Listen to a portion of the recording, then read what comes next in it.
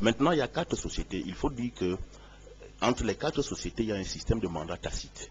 Ça veut dire qu'il y a un portefeuille usager et chaque société a un ensemble d'usagers auprès de qui elle va percevoir la redevance du droit d'auteur. C'est d'ailleurs la raison pour laquelle l'ASCAP a réussi, vous avez parlé de l'ASCAP a réussi à percevoir auprès d'un usager pour l'ensemble des 4 sociétés la somme de 300 millions de francs CFA actuellement dans le compte de dépôt spécial. Donc, maintenant, je reviens à cette question de la commission permanente de médiation et de contrôle qu'elle a évoquée tout à l'heure.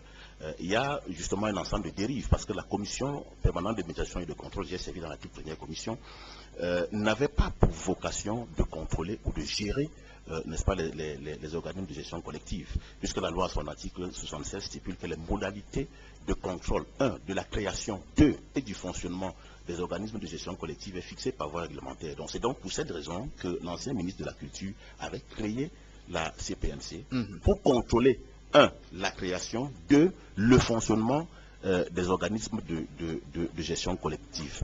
Alors, il se trouve malheureusement qu'il y a eu plusieurs amalgames entre cette commission et les sociétés, certains présidents étant considérés comme les super présidents, donc comme des présidents au-dessus, n'est-ce pas, des PCA élus en Assemblée générale.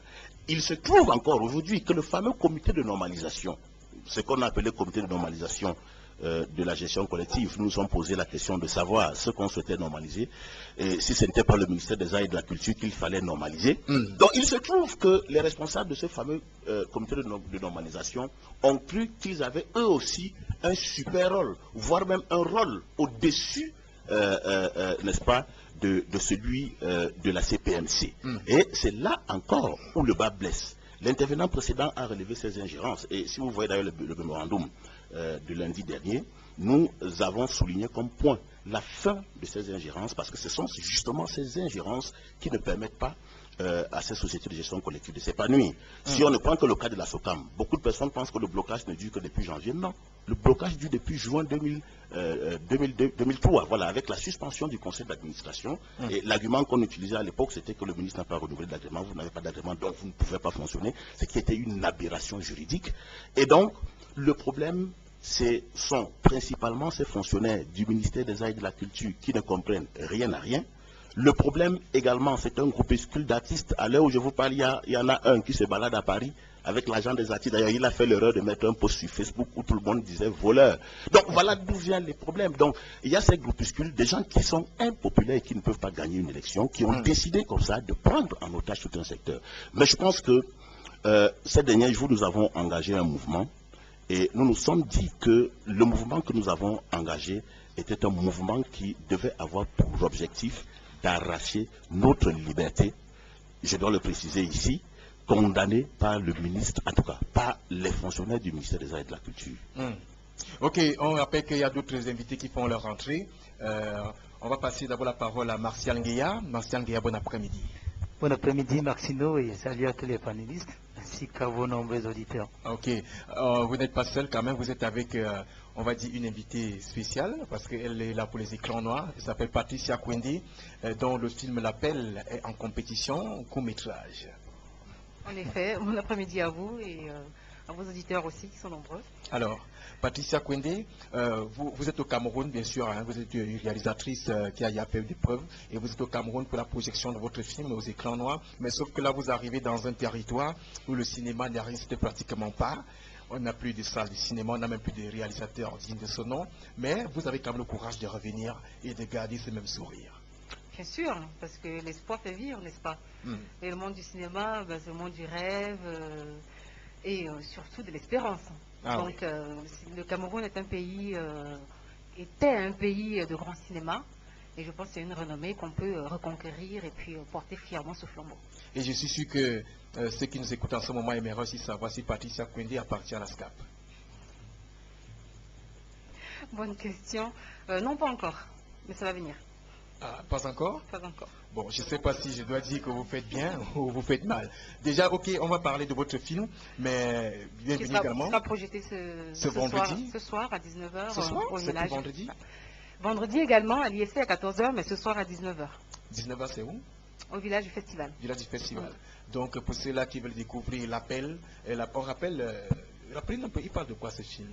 L'appel, c'est l'histoire d'un jeune homme qui vit dans une famille aisée et qui décide de partir à l'aventure en Europe. Donc il se retrouve dans une situation de clandestinité et de grande pauvreté. Et par fierté, décide de rompre le lien avec sa famille. Donc sa maman décède et reprend contact avec lui. Donc pour la suite, j'invite tout le monde à venir le voir ce soir. C'est gratuit. C'est gratuit et c'est un beau film, ça vaut la peine. Voilà. C'est bien de préciser que c'est gratuit parce que Camerounais apparemment n'est pas... mais l'autre chose aussi, c'est que les films de cette édition du festival sont gratuits comme depuis plusieurs années. Je ne veux pas dire que c'est mais pareil, la faveur. L'année prochaine aux écrans noirs. Non, écoutez, ne vous gênez pas. Au commencement, les entrées d'écran noirs étaient payantes.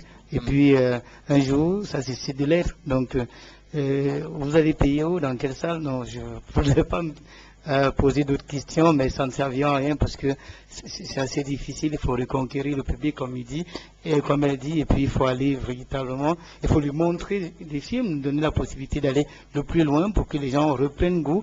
Et à ce moment-là, on pourra mettre des entrées payantes. Les gens se retrouveront dans la fameuse idée de dire c'est pas quand même gratuit, tout ça, il faut qu'ils contribuent un peu. Mais je pense qu'au Cameroun, enfin, les cinéastes et réalisateurs camerounais font du beau travail. Et non, il y a toujours du bon travail. J'invite vraiment les gens à venir voir les films. Voilà, il y a toujours du bon travail. Bien sûr, mon film, mais les autres films. On a tout, mais sauf que, voilà, des grands gestionnaires, tout et tout. On a même un ballet national qui fait actuellement le tour du monde aux États-Unis. Donc, tout se porte bien, mais... sinon, ça porte les couleurs du pays aussi. Bon, oui. Je pense qu'il faut encourager les bonnes choses qui sont faites. Bon, je ne sais pas dire le contraire. Ok, on espère vous avoir un peu plus longtemps parce qu'on sait qu'il y a beaucoup de médias qui vous sollicitent en ce moment. Vous allez faire une petite tournée et vous accordez d'abord la priorité à Satellite FM. De là, Solaire nous honore. Ok, Fernand Atebo-Sindé, nous savons que pour revenir déjà au problème de la SCAP, il y a un comité de normalisation qui est en place. Malgré que on va dire le délai ou alors le mandat soit à expiration. Mais Dr Sen est toujours en poste au ministère de la Culture, c'est lui qui gère ce comité de normalisation. Est-ce qu'il y a lieu de parler des répartitions maintenant alors que le comité n'a pas encore donné son verdict? À moins que c'est une exception camerounaise, comme certains ont l'habitude de le dire, le Cameroun, c'est le Cameroun, mais surtout dans la bêtise. Lorsqu'il faut faire des vraies choses, des choses très objectives, on ne voit pas le Cameroun. Je pense que le président de ce comité n'a rien à y voir. Il a été nommé, il ne fait que son travail. On dit souvent que ne regarde pas là où tu es tombé, mais regarde plutôt là où ton pied a frappé le caillou. C'est là le problème. Oui. Qui a décidé de nommer ce comité de normalisation, de redressement? Je me suis posé la question, est-ce que nous sommes au Mali? On a vu au Mali, lors du coup d'État, les gens sont arrivés à la télé pour dire qu'ils sont en train de redresser la démocratie au Mali. J'ai l'impression que nous sommes en train d'aller vers cette logique, pour ne pas dire dynamique. Moi, tout ce que je pourrais dire dans tout ça, quel qu'en soit ce qu'on va faire, allez m'appeler les meilleurs gestionnaires français en matière de gestion collective, tant que l'État sera impliqué d'une façon ou d'une autre, ça ne va jamais marcher. Nous avons vu là où partout, là où l'État s'implique. Oui. C'est une association dont l'État n'a rien à y voir là. Ce sont des individus qui appartiennent à un même corps de métier qui décident de fonctionner ensemble. L'État n'a rien à y voir. La seule chose que l'État peut faire, c'est le rôle de contrôleur, étant donné que c'est l'argent du contribuable camerounais d'une façon ou d'une autre qui est géré par des individus. Puisque lorsque tu produis ton produit sur le marché et lorsque quelqu'un l'achète, en retour, vous avez droit à quelque chose. Donc, d'une manière générale, c'est l'argent du contribuable camerounais, pas au sens des impôts du Cameroun, mais au sens de la propriété intellectuelle qui est appelée à refaire vivre l'individu qui très prochainement, il nous produit des choses plus ou moins agréables. Donc, quelle qu'en soit la méthode, la solution, que le Cameroun, dans le contexte actuel, nous allons utiliser, rien ne peut marcher pour plusieurs raisons. Nous voyons dans quelle dynamique nous fonctionnons. Dernièrement, nous avons signé des accords de partenariat avec l'Union européenne. Étant donné que ces mêmes accords, on a les mêmes accords de partenariat avec la France qui fait partie de l'Union européenne. Oui. On vient encore redoubler des accords, donc ça pose problème. On se pose bien la question, monsieur le journaliste, est-ce que le produit culturel camerounais va s'en sortir? Nous avons les écrans noirs. C'est inadmissible que pendant les congés, un festival comme les écrans noirs est incapable de mobiliser 500 personnes dans la soirée. Il y a un problème. Le problème ne revient pas seulement au promoteur des écrans noirs. Il fait son travail à son niveau. Le gouvernement également doit faire son travail en termes de formation de ses citoyens. Puisque le propriétaire ne peut pas se transformer en juge et partie, c'est impossible. Lui, à son niveau, il fait son travail, il invite les réalisateurs, il projette ses films. Le reste du boulot revient aux gens qui nomment, qui traitent, qui défait les sociétés de droits d'auteur. On rappelle qu'il y a le réalisateur rwandais, Joël Karekezi, qui était dans tous ses états lundi soir, parce que son film devait être projeté à 19h. Mais paraît-il, à pratiquement 21h moins, il n'y avait pas encore de projection et le public avait foutu le camp après la kermesse et il ne comprenait pas du tout. Mais nous, on lui a dit, Joël Karekezi, bienvenue au Cameroun. Le président David Louis Lobert, on peut comprendre une chose. Est-ce que ce n'est pas là, est-ce qu'on n'a pas affaire à une symphonie qui est loin de s'achever du moment où ce sont les mêmes causes qui produisent toujours les mêmes effets? On a l'impression que ce qui s'est passé avec Sambindi en 2008, qui s'est répliqué sur Dingaskar, qui a achevé Dédé Yango, et maintenant, voilà une nouvelle naissance qui vient de la part de Mme Toutoumouna, et qui certainement va aussi faire beaucoup de dégâts comme la SOCAM. Parce que je vous rappelle qu'il y a une nouvelle société qui bientôt sera mise sur pied et qu'on ne parlera plus de la SOCAM. C'est une information officielle. La fixation sur la SCAP va nous amener à éluder une préoccupation majeure, qui est celle de l'auscultation du grand malade, qui est la galaxie culturelle camerounaise, afin de diagnostiquer les signes cliniques de toutes les maladies qui peuvent être répertoriées. Cela passe donc par l'identification de 3 responsabilités. Premièrement, la politique culturelle dans notre pays. Deuxièmement, les acteurs, je vais dire, le bras séculier du gouvernement dans la matérialisation de cette politique. Et troisièmement, les acteurs. La politique culturelle, je suis de ceux qui pensent que la politique culturelle au Cameroun est fantasmatique ou fantasmagorique, c'est-à-dire n'existe pas. Et si davantage il existait une politique culturelle, vous convenez avec moi qu'elle est enfouie dans l'hégémonie poussiéreuse et boueuse des placards de l'administration publique. C'est la raison pour laquelle on constate que le ministère des Arts et de la Culture est en train de se comporter tel un bateau ivre naviguant dans des eaux troubles, c'est-à-dire à volo, sans boussole, de façon désemparée, de façon stupide, avec une étourderie bouleversante. Deuxièmement, le ministère des Arts et de la Culture. Je suis de ceux qui pensent qu'il est plus que urgent que le président de la République procède à une démobilisation de ce personnel prédateur, affameur des artistes du monde culturel dans notre pays. D'autant plus que le logiciel du management du ministère des Arts et de la Culture est un logiciel dégradé. Pourquoi? Comment comprendre qu'une dame, je ne fais pas de fixation sur Madame Amatoutou Mouna, qui appartient à une famille chevaleresque et prestigieuse, pour laquelle je formule un respect. Mais je m'interroge sur les agissements incommodants du ministre des Arts et de la Culture, qui se trouve être accidentellement Madame Amatoutou Mouna. Je dis donc que... on rappelle qu'aux États-Unis, je ne comprends pas qu'une femme, nous dit-on, qui a vocation à rassembler, à mobiliser, à aplanir la discorde et les divergences, en vient à être celle-là qui infuse le mal-être généralisé dans ce monde culturel. Cela veut donc dire qu'elle est arrivée avec une mission abominable, celle de désintégrer le monde culturel camerounais. La preuve, nous sommes en train de vivre cette situation précaire, délétère, inadmissible dans notre pays. Troisièmement, les acteurs. Les acteurs sont catalogués en 2 champs. Il s'agit d'un troupeau moutonnier, je veux dire, qui a d'une part les bergers et d'autre part le troupeau.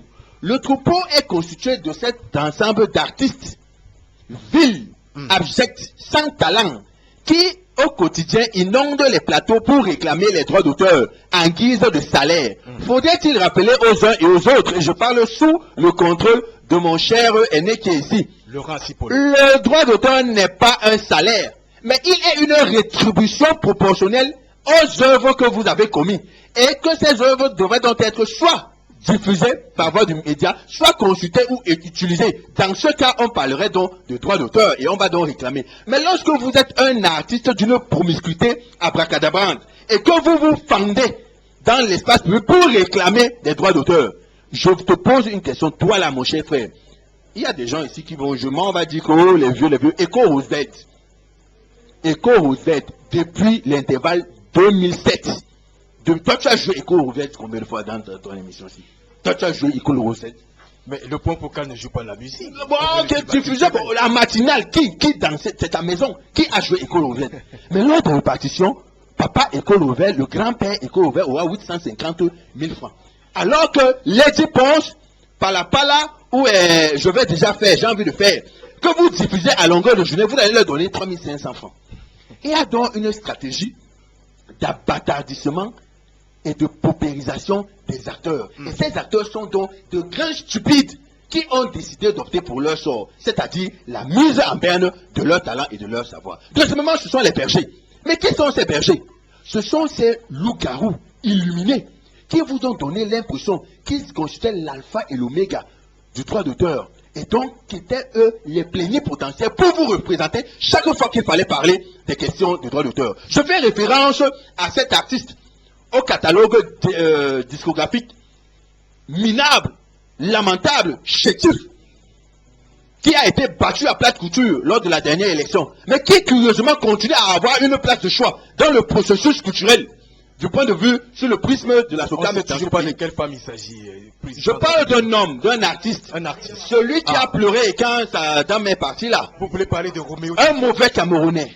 Un mauvais Camerounais, parce que le Camerounais est par essence stoïque, élégant, galant. Et lorsqu'il perd une femme, il ne pleure pas.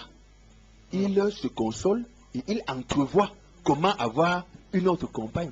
Mais on a vu un étranger avec un cœur de blanc venir pleurer ici que sa femme est partie. Je parle précisément de lui. Vous l'avez érigé en gourou de l'univers culturel dans ce pays. Moi, je lui recuse toute capacité dans cet univers en disant ceci. S'il a quelques connaissances rudimentaires du droit d'auteur, il ne devrait pas les exploiter dans le sens d'abêtir ses confrères. Et à vous, communicateurs, à vous, artistes, je vous dis, ouvrez les yeux, réveillez-vous, les gens vous regardent. Mais nous n'avons pas traité nos magistrats de la Cour suprême des PD ou des francs-maçons comme Roméo Di l'a fait, donc on ne sait pas qui il est. Je vais revenir à Biolora si pour l'autre, mais il y a une question que j'aimerais poser à Marcel Ndoa bien avant. Oui. Marcel Ndoa, c'est vrai que on parle de la création, mais il y a une chose qui nous a intrigué au ministère de la Culture, c'est qu'on ne compte poursuivre personne. Ni Roméo Di qui est accusé d'avoir volé 45 millions, ni de Sambende qui aurait détourné 100 millions, ni d'Odingaska qui aurait fui avec 200 millions, ni on ne va poursuivre personne de ce côté. Madame la ministre dit, je veux faire dans le rassemblement, d'où la création de cette nouvelle société. Au ministère des Arts et de la Culture, on a accouché d'un mort-né qui s'appelle la SOCAM. Alors aujourd'hui... On rappelle qu'il y a sa sœur jumelle qui... Alors aujourd'hui, c'est la République, j'ai coutume de le dire, qu'on soit d'accord avec lui ou pas. Ateba Yene vous a dit qu'il ne faut rien attendre du MINAC en termes d'innovation. Mais il faut aller chercher ça, ou il faut rien attendre de concret là-bas. Donc du coup, je vais situer mon propos sur deux mots, sur deux termes, sur deux vocables. Je vais parler de l'imposture et du galvaudage. Imposture sur les acteurs et ceux qui mènent la danse. Attendez, lorsque nous parlons des sociétés des droits d'auteur, on a tué la SOCAM. Attends, où est-ce que nous allons?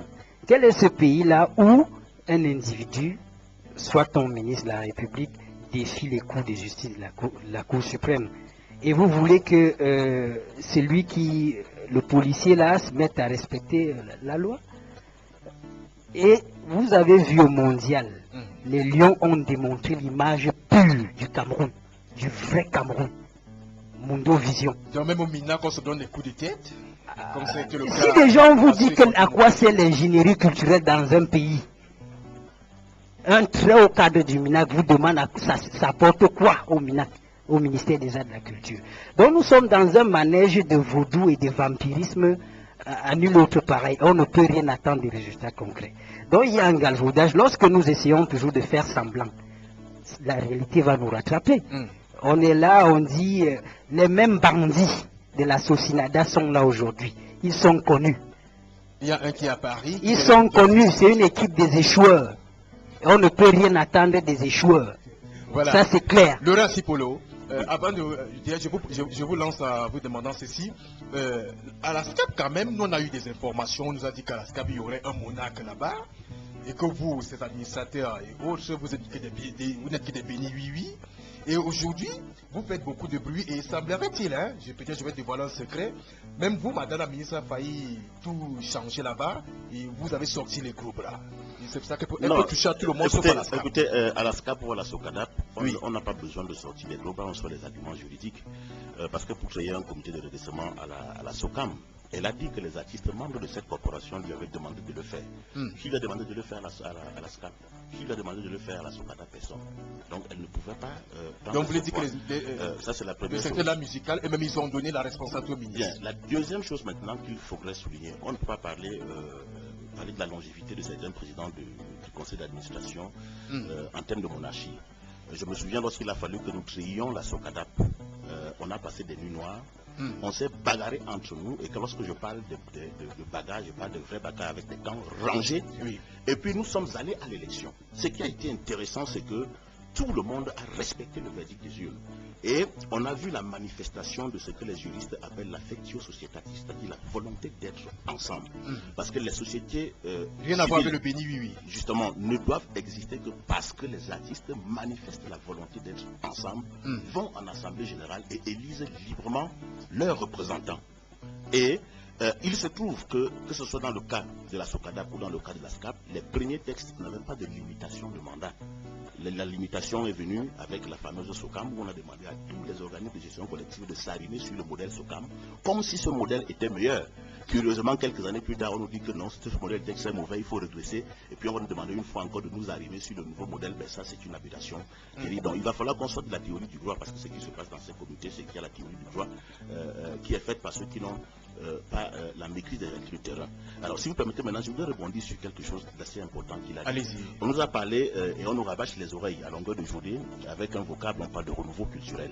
Alors, est-ce que le Cameroun a une politique culturelle? Le Cameroun n'a pas de politique culturelle. Non, mais vous n'allez pas prendre... S'il vous plaît, s'il vous plaît. Non, vous n'allez pas prendre quand même pour le libéralisme communautaire du président bien mettre la poubelle ou encore... Nous ne disons pas... non, Massangéa, quand on parle de ces choses, c'est des choses importantes. C'est des choses qui engagent nos vies, nous les vrais créateurs. Donc, je ne vais même pas prononcer. Est-ce qu'on a laisse-moi d'abord parler parce que là... Non, Massangéa n'a pas la parole. Massangéa n'a pas la parole. Je dis que nous n'avons pas de politique culturelle. Pour le libéralisme communautaire, je l'ai lu et relu. Parce que dans le cadre de mes études universitaires, je suis dans ce qu'on appelle les cultural studies. Et je travaille dans les questions de langue. Tout à fait. Donc, au Cameroun, pour savoir ce que l'État camerounais pense, que ce soit en politique linguistique, parce que la politique linguistique est une politique culturelle, tout à fait. Il faut prendre une somme de documents, de lois, d'arrêtés, de décrets. Parfois, vous ne parvenez pas à tout réunir. Et lorsque vous avez même réussi à réunir un ensemble de textes, il est difficile, c'est un cafouillage terrible. Voilà le problème. Pas de politique culturelle clairement définie. Lorsque vous allez en France aujourd'hui, d'ailleurs, il y a un accord de partenariat qui est en train d'être négocié entre l'Union européenne et les États-Unis. Les pays de l'Union européenne ont dit que la culture, ils en font une affaire de souveraineté. Donc on sort cette affaire de ces négociations. Parce qu'il y a ce qu'on appelle des quotas de diffusion, il y a même ce qu'on appelle des quotas linguistiques. Au Cameroun, c'est un foutu innommable. Ça, c'est un premier point. Maintenant, il a parlé du droit séculier. Normalement, le ministère qui devait charger, l'instrument qui devait être chargé d'appliquer cette politique.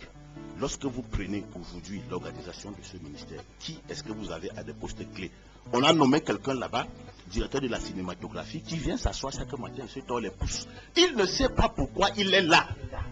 Vous faisait remarquer vous n'avez pas la parole, Marcel. Donc, le ministère de la culture, je le dis, ce n'est pas un ministère où on va travailler avec les chemises. C'est un ministère de terrain. C'est un ministère où on va travailler en bas de chemise comme les artistes eux-mêmes. Parce que lorsque je dois couper un arbre pour sortir des troncs de cet arbre une sculpture, eh bien, je dois travailler à l'énergie. Et donc, vous avez des gens dans les bureaux climatisés qui se lèvent chaque matin et puis font une fixation sur le droit d'auteur. Et là encore, c'est une aberration. Comme si la culture dans un pays se réduisait à ce petit aspect, cet infime aspect de la vie des créateurs. Parce que lorsqu'on parle de droit d'auteur, on est dans ce qu'on appelle les droits de propriété. J'ai créé une œuvre, l'œuvre m'appartient. Pour que tu exploites cette œuvre, tu dois demander mon autorisation. Je te la donne, je peux te la céder à titre honoré ou non. Alors, si j'ai fait une session onéreuse, si tu exploites mon œuvre, tu me payes en retour et c'est cet argent qu'on réclame.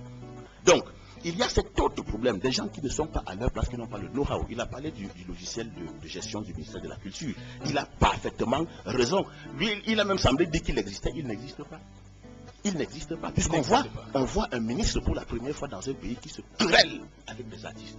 Simplement parce que une artiste a mis une tenue au musée national, est revenue 2 jours plus tard, n'a pas vu sa tenue. On lui a dit qu'on aurait aperçu cette tenue dans une exposition aux États-Unis. Et lorsque l'artiste vient réclamer son œuvre, ce sont des insultes. Donc voilà donc le logiciel avec lequel ce ministère fonctionne. Maintenant, dans le monde des artistes, il a parlé de 2 catégories. J'ai dit qu'il y en a 3. Il y a justement ceux-là qui, sans formation de base, qui ne connaissent pas. Je ne voudrais pas faire une fixation sur l'art musical. Bon, ils font trop de bruit, donc on entend parler, trop parler d'eux. Nous, on fait dans les arts silencieux, donc on n'entend pas parler de nous. Donc, quand on dit un classicologue artiste, les gens écarquillent les yeux, disent qu'il est quel type d'artiste. Donc, il y a que, vous avez des gars, il a dit, c'est vrai qu'on peut être talentueux. On peut être talentueux sans avoir une bonne formation. Mais on va se rendre compte qu'il y a des aventuriers, pour la plupart, qui ont sorti un album qui a rarement franchi le cap d'un quartier. Ce sont ceux-là qui font le plus de bruit. Et ceux qui font le plus de bruit ont, comme il a dit à la tête des gourous qui anti-partis, ils les utilisent comme moyen de pression. Vous avez vu par exemple lorsqu'il a fallu récupérer le matériel à la SOCAM, on a monté un petit SICAMU. Bon, ils disent que c'est un syndicat, on ne connaît pas où est le siège, on ne sait pas où ils tiennent leur réunion, etc. Ils sont allés casser les portes et ils ont pris du matériel. Alors maintenant, à côté de ceux-là, vous avez des gars qui travaillent. Vous avez des gars qui ne demandent qu'à travailler. Vous avez des gars qui nous demandent qu'on respecte leur art. Et je pense que ce que les cinéastes ont fait ces derniers temps, ce que certains peintres et illustrateurs ont fait ces derniers temps, parce qu'avant on ne les a pas vus, c'est parce qu'ils estiment que cette fois-ci, il faudrait que les véritables artistes, ceux qui créent, ceux qui produisent de l'argent culturel, parce qu'il faut le dire, hein, nous semblons négliger la culture. Lorsqu'on regarde aujourd'hui le Nigeria, première puissance économique africaine, ce que pèse Nollywood, c'est 1,4% du PIB, si mes souvenirs sont exacts. Ça veut dire que c'est une grosse industrie. Ça veut dire, donc nous avons décidé, nous qui créons véritablement cet argent culturel, nous qui portons haut l'image du Cameroun, même si le pays ne fait rien pour nous d'ailleurs, on n'a pas à attendre que le pays fasse quelque chose pour que nous fassions notre job. Nous disons qu'il faudrait que ça s'arrête. Alors, Martian Guéa, tout à l'heure vous avez failli agir. On ne sait pas si vous faites partie de ceux-là qui pensent qu'il n'y a pas une politique culturelle au Cameroun, ou alors c'est une politique qui existe, mais sauf qu'il n'y a pas les hommes pour l'appliquer. Vous avez fait une recherche sur la culture au Cameroun. Je crois que c'est le drame que vous allez rencontrer dans votre vie. Vous ne pouvez ni avoir des données fiables, ni avoir des structures fiables, et ne comptez pas sur le ministère pour pouvoir les retrouver. Il faut aller retrouver sur ces données, faire une analyse, une interprétation à partir... Sans te couper, toute l'ancienne musique camerounaise est aujourd'hui chez un Allemand à Bastos. Chez un Allemand.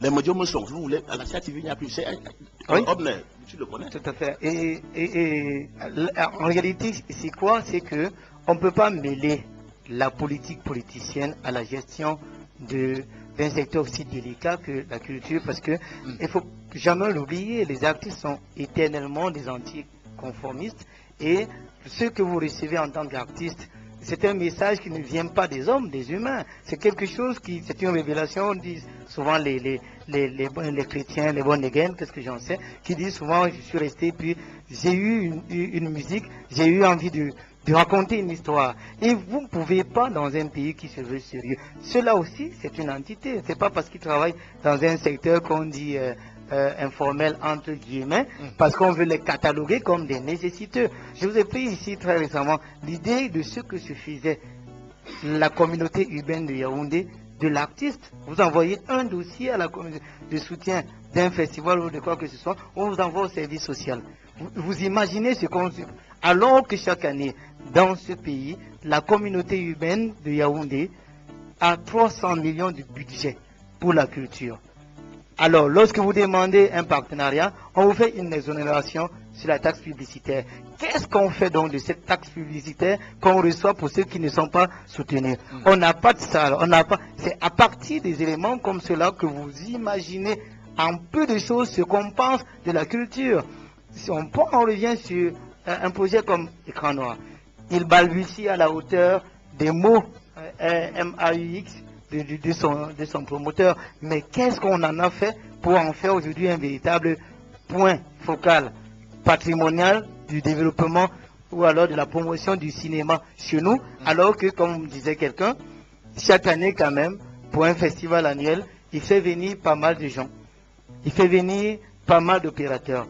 Il anime la vie d'un cinéma. Comment l'État, est-ce que, pour mieux donc comprendre s'il y a une politique, est-ce que la politique de l'État consiste donc simplement à dire à M. Bassek, écoutez, 2013, nous on vous donne 54 millions et puis on va vous loger à l'hôtel des députés? Est-ce que c'est de ça qu'il s'agit? Et puis à la fin, à l'ouverture, on n'a aucun discours officiel pendant les projections, pendant les rencontres professionnelles, vous ne les voyez pas. Et c'est en cela qu'on pense. Mais moi je pense d'ailleurs que de plus en plus que c'est fait à dessein et qu'il y a une espèce de conspiration.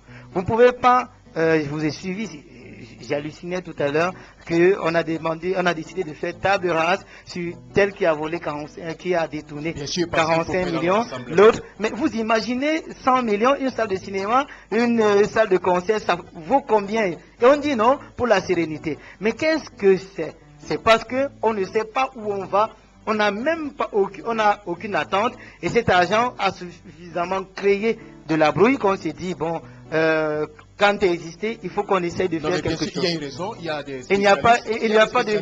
S'il vous plaît, il y a des qui pensent que la SOCAM qui n'avait pas... Écoutez, c'est un hold-up juridique. Vous ne pouvez pas créer votre entreprise, un individu qui n'a aucun centre d'intérêt vient vous dicter la démarche. Ça n'existe pas. Le ministère n'a pas créé la SOCAM ou la CMC. C'est une société de droit civil créée par des individus qui sont des artistes. Même si c'est une émasculation qui a voulu que l'affaire se retrouve devant le ministère ou entre les mains du ministre, la première chose à faire, c'est de vous les restituer dans leurs droits en disant allez créer vos tests. Nous, on peut être médiateurs en vous aidant à la hauteur des attentes du ministère sur des orientations précises parce qu'il y va de notre politique. Mais comme elle n'existe pas, c'est ça qu'on se retrouve avec un ministre qui est à couteau tiré et à la fois avec les musiciens. Et lorsque ce ministre sent que dans les autres corporations, ça brûle parce que je ne veux pas dire que les musiciens n'y comprennent souvent que dalle. C'est qu'en termes de socialatra, ça brûle très vite et ils savent où on va. En termes de SCAP chez les cinéastes et les photographes, ça brûle aussi. Chez les plasticiens, ça ne joue pas. Oui. Tout de suite, elle fait son meringue là où tout le monde lui accorde de l'espace. Oui, mais je voudrais dire quelque chose très rapidement. Oui. Le gramme de la société chargée de gérer l'art musical au Cameroun, c'est depuis que la promulgation de la loi 2000. Toutes les sociétés qui ont été créées l'ont été sur fonds publics. La CMC Manu Dibango, d'ailleurs, à l'époque, le ministre de la Culture avait dit qu'il prenait celui de violer la loi et de créer une société. Il avait dit ouvertement. Donc, on a une première CMC qu'on va appeler la CMC Manu Dibango. Après, le ministre suspend l'agrément, charge le président de la commission permanente de médiation et de contrôle d'organiser une assemblée générale. Donc, on passe de la CMC Manu Dibango à la CMC Sambende, qui est également créée sur fonds publics. Et puis, il a parlé de cette émasculation qui va aboutir à la création de la SOCAM, ce nouveau monstre. La SOCAM est également créée sur fonds publics, parce que toute l'Assemblée générale se prépare au musée national, donc c'est encore créé sur fonds publics. Et maintenant, on nous annonce une autre société national, vous avez qu'on va encore créer sur fonds publics. Voilà. Permettez-nous d'abord de prendre rapidement Patricia Kwede qui doit repartir. On sait qu'il y a beaucoup de médias qui vous sollicitent en ce moment. Mais Patricia, d'ailleurs, bon, vous avez écouté d'autres panélistes et j'imagine que vous avez déjà une idée quand même. Bon, Patricia, quel regard pour tout ce mal que vit le Cameroun? Parlant de sa culture, hein, bien sûr. Oui, bien sûr, bien sûr. Alors, quel regard? Un regard un peu triste quand même. Un regard un peu triste et il y a beaucoup de choses à faire. Il y a beaucoup de travail. Oui. Mais il y a beaucoup d'hommes motivés aussi. Un peu énervés, mais motivés. Donc c'est normal quand tout va mal qu'on soit énervé, qu'on soit en colère. Oui. Mais je pense que c'est de l'énergie qu'on peut concentrer et faire avancer les choses. Tout à fait. Et on rappelle donc que le film L'Appel va passer ce soir. À 19h. À 19h au village du festival. On espère que vous n'allez pas aussi vous énerver comme Karikezi, notre ami rwandais, parce que votre film serait passé à 21h. Non, non, non, non. Il passera à 19h, 19h plus tard, 19h30. Oh, merci nous quand même, je comprends. Parce que la KMS... Non, la KMS a commencé à prendre congé que... depuis hier. Je peux vous confirmer que... parce que je comprends pas on a largement suivi vos critiques et apparemment ça commence à changer un parce petit que peu. Je ne comprends pas combien voient des films et on nous montre la KMS, les gens qui dansent, qui break. On attend 21 heures pour voir le film alors que c'est le film qui est prioritaire. En plus, 18e édition.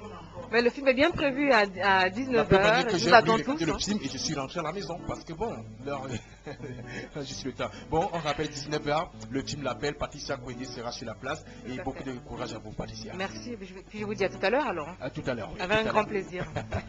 Bonsoir à tous. Ok.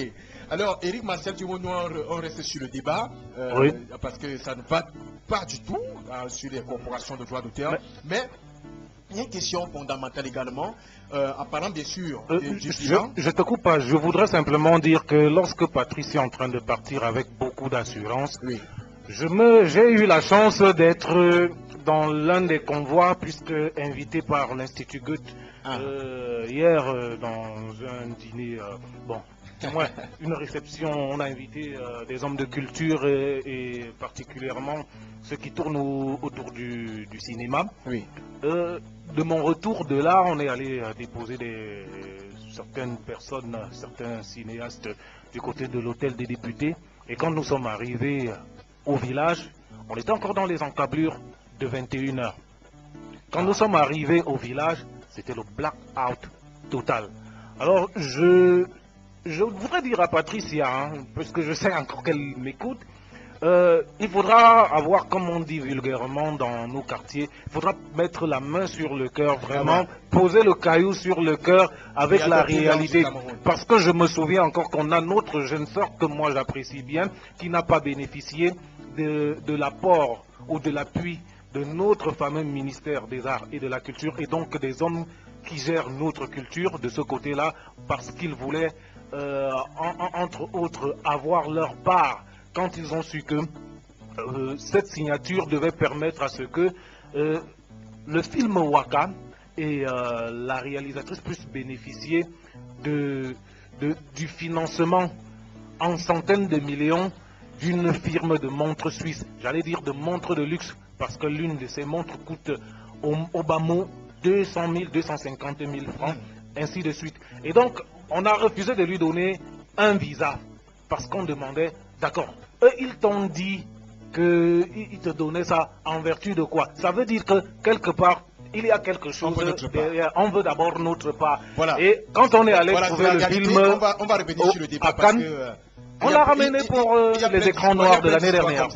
Comme ça, là, je suis donc tout de suite pour votre question. Mais sauf que, là maintenant, nous avons donc pour le comité de normalisation qui nous fait comprendre que, en vue d'éviter les détournements, comme ça a été le cas avec celui qui nous met des photos à Facebook, qui est très beau avec l'agent de la SOCAM, il est désormais prévu que chaque corporation crée deux comptes, c'est-à-dire un compte pour la gestion interne et un compte pour les artistes, c'est-à-dire 70% qui reviennent aux artistes et 30% parce que pour le compte de la SOCAM, pour le cas de la SOCAM par exemple, on s'est retrouvé avec des comités qui se retrouvent en train de puiser dans les 70% des artistes. Ça sert à quoi?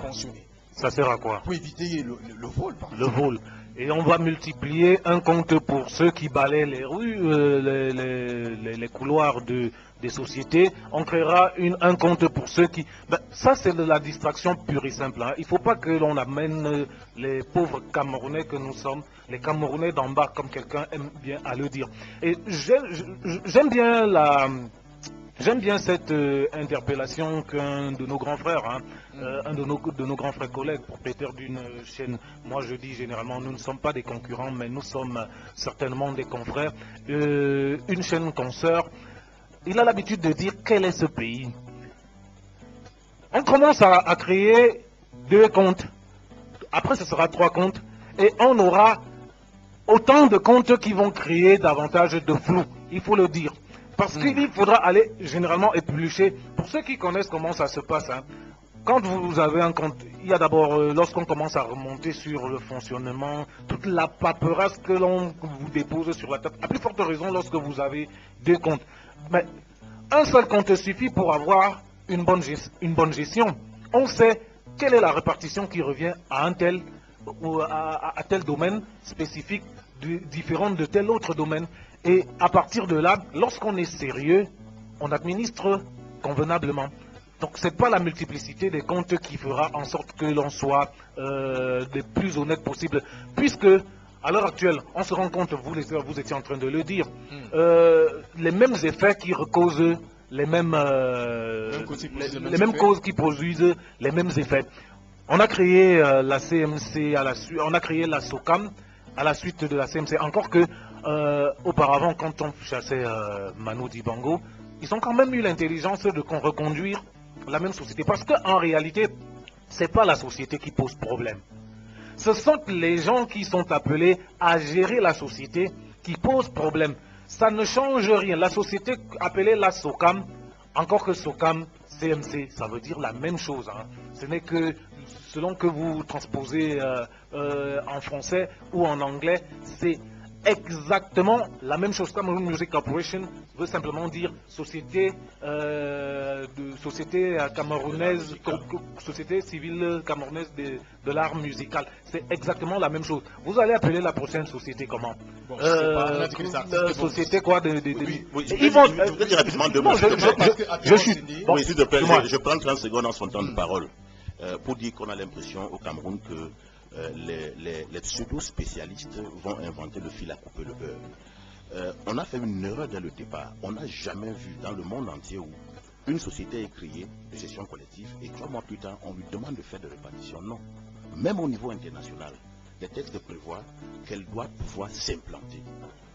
Et que lorsqu'elle a suffisamment de moyens, lorsqu'elle s'est implantée, qu'elle a suffisamment de moyens, qu'elle commence maintenant à procéder aux répartitions. Alors maintenant, comment la répartition se fait? Pendant les premières années, la règle 30-70 n'est pas appliquée stricto sensus. Il faut faire fonctionner les commissions. Parmi les commissions, il y a la commission de répartition. Et ce qu'on fait généralement, c'est qu'on prélève un pourcentage dans les 70% destinés à la répartition pour faire fonctionner ce fameux comité. Alors nous voulons dire justement que on a là l'exemple des gens qui sont dans la théorie du droit. Ils sont d'ailleurs éloignés de la théorie du droit et qui ne connaissent absolument rien de la réalité du terrain. Parce qu'on était parvenu déjà à la SCAP de mettre sur pied un système de compte.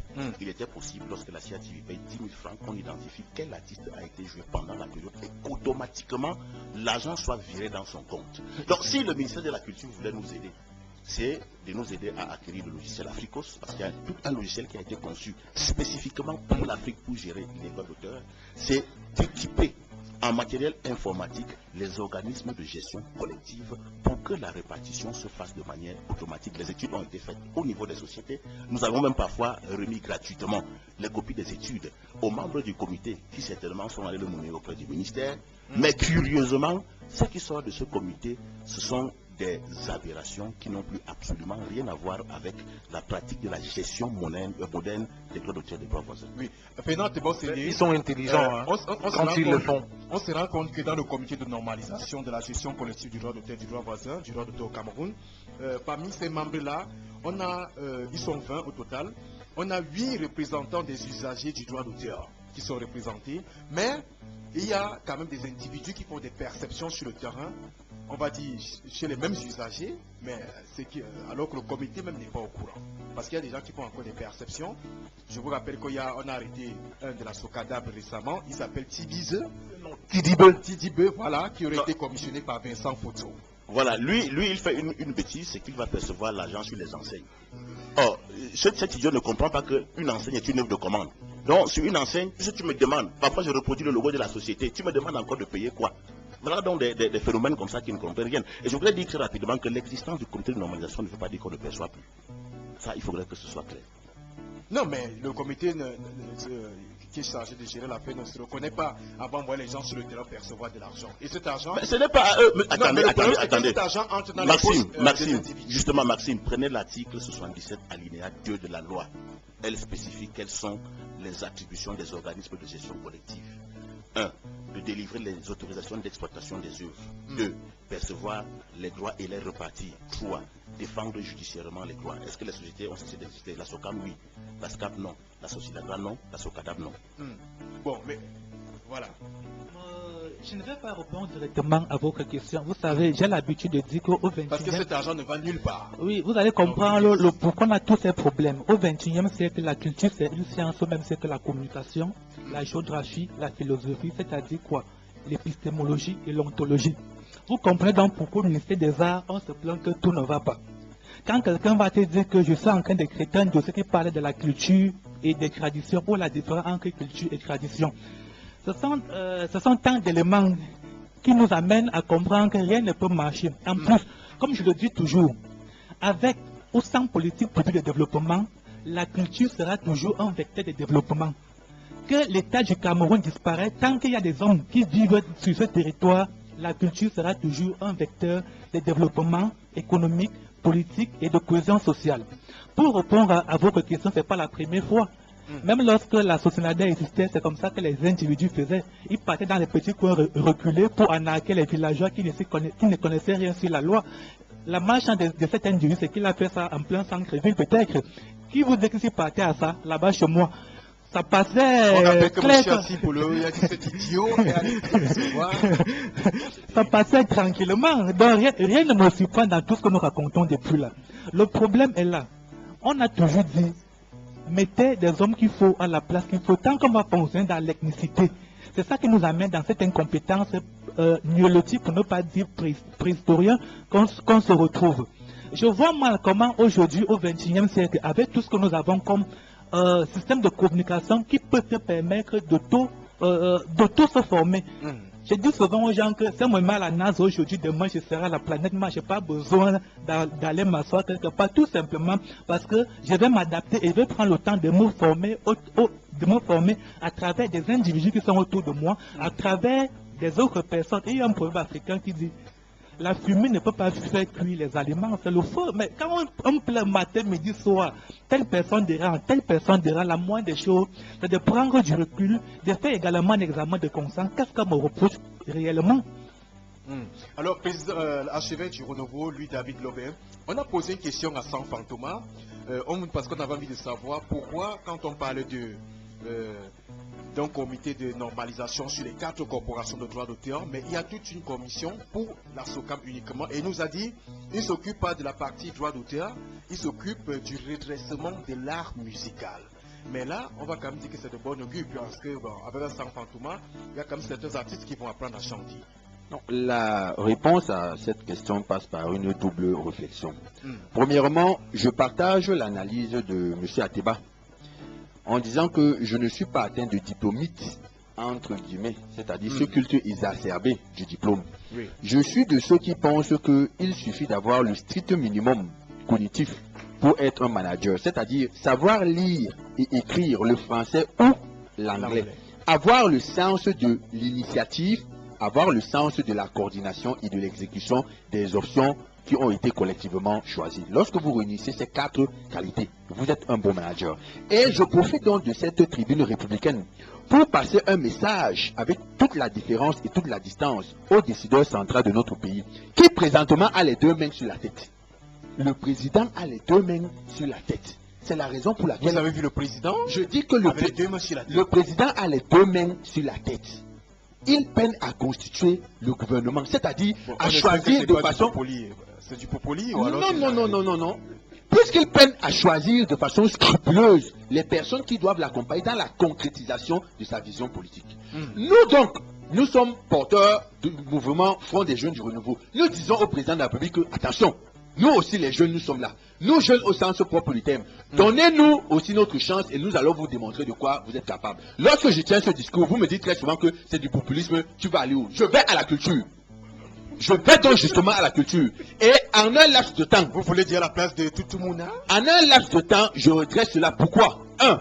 J'appelle tous les artistes, musiciens d'abord. Je leur dis ceci. Vous allez dans quelque temps voter celui d'entre vous qui réunit toutes les conditions exigibles pour défendre vos droits. Celui qui a des références académiques, spirituelles, physiques, et même matériel pour mener à bon port cela. Je garde une autre digression, je garde un très bon souvenir de M. Sambende. J'étais encore à Douala et Mme Kalalobe animait une émission populaire appelée Polémos. Une émission même redoutée des hommes politiques parce qu'il fallait avoir un minimum cognitif ou cérébral pour y aller. Alors, Sambéné menait des activités pédagogiques. C'est au cours d'une de ces émissions que j'ai entendu pour la première fois le mot droit d'auteur, les notions de DRM, droit de reproduction mécanique et droit d'exécution publique. Cela veut dire que quoi? Il y a même une approche pédagogique qui doit être diffusée et ventilée par les tenants ou les aspirants à la tête de la SOCAM. Malheureusement, ce n'est pas le cas. On essaie de propulser là-bas des hordes de mafieux qui ont vocation à pérenniser un ensemble de comportements obscurs, premièrement. Deuxièmement, revenons sur le comité de normalisation. Pour parler du comité de normalisation, il nous faut un minimum de lucidité, d'honnêteté et d'objectivité. Cela présuppose que quoi? Il faudrait que nous ayons pris connaissance de la palette des missions qui étaient assignées à ce comité de normalisation. Moi, personnellement, je ne me suis pas approprié de ces missions pour la simple raison qu'il s'agit de la paperasse supplémentaire. Par contre, je sais qu'un comité de normalisation naît de la situation précaire et délétère qui prévaut dans l'univers du droit d'auteur, notamment le champ musical. On nomme donc des gens pour aller normaliser, c'est-à-dire restaurer la norme, qui est une espèce d'orthodoxie permettant de ressusciter la bonne gouvernance et la bonne entente au sein de cette corporation. Voilà donc Sanfran Thomas qui se fait en déclaration et nous fait comprendre que non, moi je m'occupe de tel secteur, il y a un redressement de l'art. C'est-à-dire quoi? C'est-à-dire qu'il est chargé de faire quoi? Redresser l'âme, c'est-à-dire redresser quoi? Les propos, la qualité, la technique du chant, il est devenu quoi? Vous voyez donc qu'il y a dans notre pays l'effilochement des valeurs normatives et morales. Cela amène les gens à porter sur eux de mentir, toute honte bue, et de faire des déclarations de nature à embourber leur prestige. Parce que lorsque un Sambéné, un Sanfran Thomas... Non, mais est-ce que c'est mauvais de redresser l'art musical? Ce n'est pas mauvais de redresser l'art musical. Ce n'est pas mauvais. On va le redresser. Mais c'est mauvais maintenant de fragmenter. C'est mauvais de fragmenter le comité de normalisation. En nous donnant maintenant à savoir que lui s'occupe d'un pan et il y a tout un autre pan. L'autre pan. Il faut être sérieux, archevêque. Oui. Quel est le contenu que l'on met dans à redresser l'art musical? Parce que là, lorsqu'il a dit je suis perdu en conviction. Et tant même bien si c'était le cas, l'autre côté est voué à quoi? Et qui s'occupe de l'autre côté? L'autre côté c'est donc quoi? La manipulation de l'argent. Bon, on va poser la question à Marcel. Bon, peut-être 30 secondes, je lui vole encore 30 secondes. Hein, pour dire justement qu'on a parlé d'un comité de redressement de l'art musical. Peut-être les juristes. Parce qu'on nous a dit pour ne pas confondre, eux ils s'occupent du redressement de l'art musical. Peut-être les juristes du ministère de la Culture voulaient parler de la société chargée de gérer l'art musical. Alors, mais maintenant, d'où vient le désordre? Il y a eu une assemblée générale. Lors de cette assemblée, je dois dire que pour la première fois, les artistes et musiciens camerounais ont exprimé un choix libre et courageux. Parce que dans la salle de l'argent à circuler, il fallait y être. Il fallait y être. Et le candidat qui a distribué de l'argent aux artistes n'a pas été celui qui a été élu. Ça veut dire que d'une manière ou d'une autre, les artistes eux-mêmes avaient décidé de faire le ménage à la tête de leur société en élisant un homme neuf. En quelques semaines, justement, en quelques semaines, la machine s'est emballée. Et on nous a sorti l'argument, bon, double nationalité par abus de langage, parce que la loi camerounaise ne connaît pas la double nationalité. Bon, on nous a sorti cet argument-là, et on est rentré dans cet imbroglio. Nous nous sommes posé la question de savoir, n'aurait-il pas été simple et facile d'écarter, puisque les statuts de la SOCAM prévoient des mécanismes de remplacement d'un membre du conseil d'administration défaillant ou déchu, parce qu'avant d'être président, il est d'abord membre du conseil. Et être président du conseil ne signifie pas qu'il est au-dessus des autres membres. Son dossier est passé entre les mailles de la sélection, justement, qui était présidé par le docteur.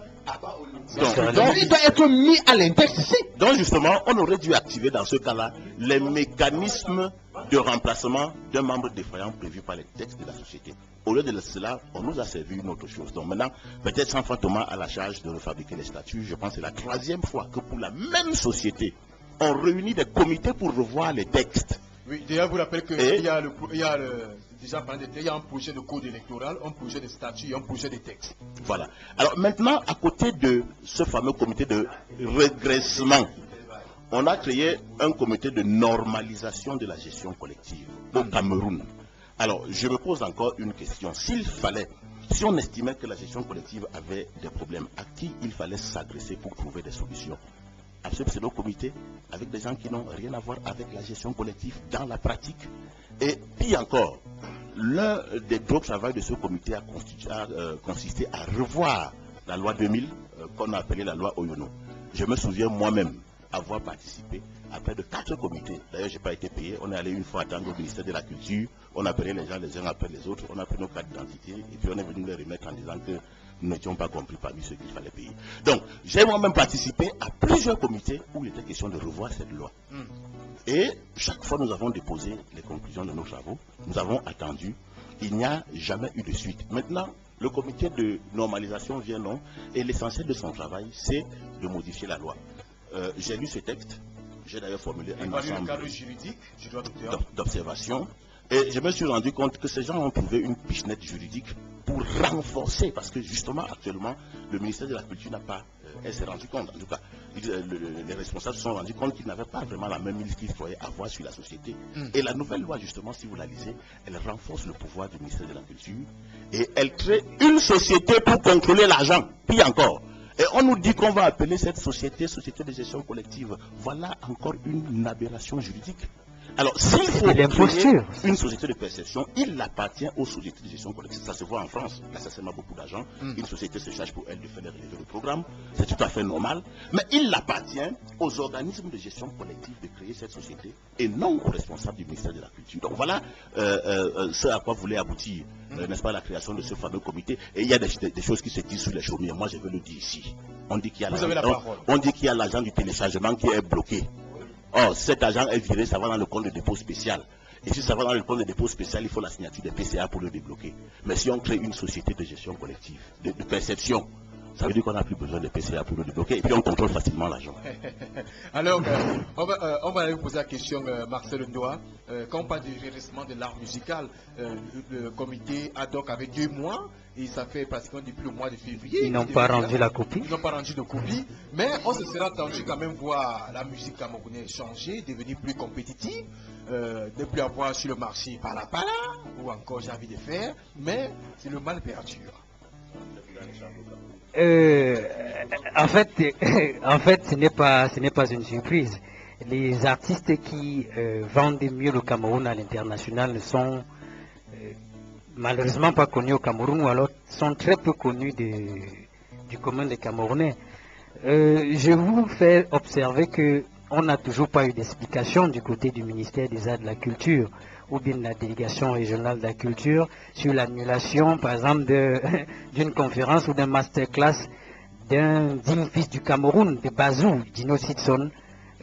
Sa conférence sur un masterclass a été annulée. Déjà, en parlant de ça, on attend le retour de Testelin Nana qui est aux États-Unis le ballet national, parce que c'est lui, selon les sources, sur le véritable Selcom du Minac, parce que Clavé King n'est que j'ai envie de la CRTV, qui s'occupe de la décentralisation, qui a un mouvement. Qui serait le chef de la communication au ministère de la Culture, c'est pour ça qu'il fait tous les voyages. Ah, il a été nommé par Madame le ministre. Bien sûr, parce que Clavé King n'est qu'un membre qui exécute les commissions de Testelin Nana. Voilà. À la suite des analyses très enrichissantes et pertinentes des panélistes, moi je continue de soutenir mon propos sur 2 termes. C'est le règne de l'imposture et du galvaudage. Lorsque nous mettons des gens qui n'ont pas la niaque ou la poigne de gérer certaines structures ou alors à la tête des organisations, on ne peut pas attendre des résultats. On a des gens qui sont là, on a besoin des solutions, on a besoin des résultats. Et si quelqu'un ne produit pas des résultats, on ne peut s'attendre à rien du tout. On ne peut pas pérenniser dans un environnement. L'industrie culturelle, c'est quelque chose qui produit beaucoup d'argent. Mais malheureusement, chez nous, lorsque nous avons coutume ou alors l'habitude de feuilleter, de galvauder, on ne va s'attendre à rien. On ne peut pas être compétitif. La musique camerounaise ne peut pas être compétitive à l'international. Je commencerai par fustiger vous, des médias. Et pas particulièrement vous, Maxino Tchabak. Il fait partie des médias. Oui, qui diffusait à profusion les musiques étrangères. Un type comme... C'est un mauvais procès, hein. Un très mauvais procès. Attendez, permettez, vous allez rebondir. Enfin, ce que j'ai dit est critiquable, bien sûr. Lorsque vous commencez, vous diffusez à profusion les musiques étrangères. Un gars comme Davido, il n'a pas besoin d'efforts pour être invité au Cameroun parce que tous les Camerounais, que ce qu'ils aient 2 ans ou 10 ans, fredonnent sa musique. Et lorsque la musique camerounaise, lorsqu'elle nous sert des textes hybrides, d'un champ lexical de pornographie, on ne peut s'attendre à presque à rien. On ne nous a presque pas dit comment Lady Ponce s'est comportée au Fumia. Bon, parce que peut-être entre-temps, on ne sait pas trop, mais ils connaissent la vérité, savent ce qui s'est passé au Fumia, mais on ne dit pas aux Camerounais. En tout cas, lorsque nous ne sommes pas compétitifs... C'est très mal compétit au Fumia. Non, ceux qui gèrent son image premium savent, ils doivent dire aux Camerounais. Très mal comporté. Ça ne va pas sortir de ma bouche en tout cas. Lady Ponce se comporte très mal.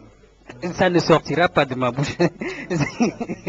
En tout cas, pour que il faudrait que nous ayons des personnes qui ont un know-how, qu'on consulte ceux qui vraiment peuvent apporter des solutions.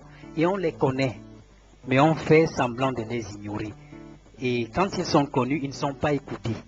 Et quand ils sont cooptés, ils n'ont pas les mains libres. Ouais. C'est de cela qu'il s'agit. Si vous êtes là, si vous semez la médiocrité, vous allez récolter la merde. Enfin, je m'excuse du terme. C'est de cela qu'il s'agit. Qui nous inquiète un peu. Dans ce comité ad hoc, comité de normalisation, il y a l'article 9 qui dit que le président, l'article 10, pardon, voilà, qui dit que les frais de fonctionnement du comité sont supportés par le ministère des Arts et de la Culture. Et on veut savoir, plus haut, on examine qu'ils fonctionnent gratuitement, on estime qu'ils ne sont pas payés, ce type de niveau-là. Mais est-ce qu'en début d'année, Madame tout le monde savait qu'elle va mettre sur pied un comité ad hoc de redressement et il y avait de l'argent pour ça déjà réservé parce qu'on estime que l'argent, le budget est déjà bien ficelé, bien programmé pour chaque action. Vous savez, dans la gestion des ministères, chaque ministère a ses lignes budgétaires. Et je pense que si ma mémoire n'a pas de trop, il y a une ligne budgétaire prévue pas pour ce genre d'activité, mais des activités plus ou moins rapprochées à ce type d'activité. Comprenez-moi très bien. Mais puisque les artistes se plaignent que ces gens déchargent beaucoup d'argent. C'est normal, monsieur. Ils sont en train de travailler pour le redressement de l'art musical. C'est tout à fait légitime comme une zone Nations Unies. Je ne peux pas venir m'asseoir toute une journée, j'ai même ma pensée en jeu, j'ai même mon cerveau en jeu pour rentrer chez moi le soir. Non, monsieur, ça ne se passe pas comme ça. Ils sont en train de travailler pour redresser l'art musical au Cameroun.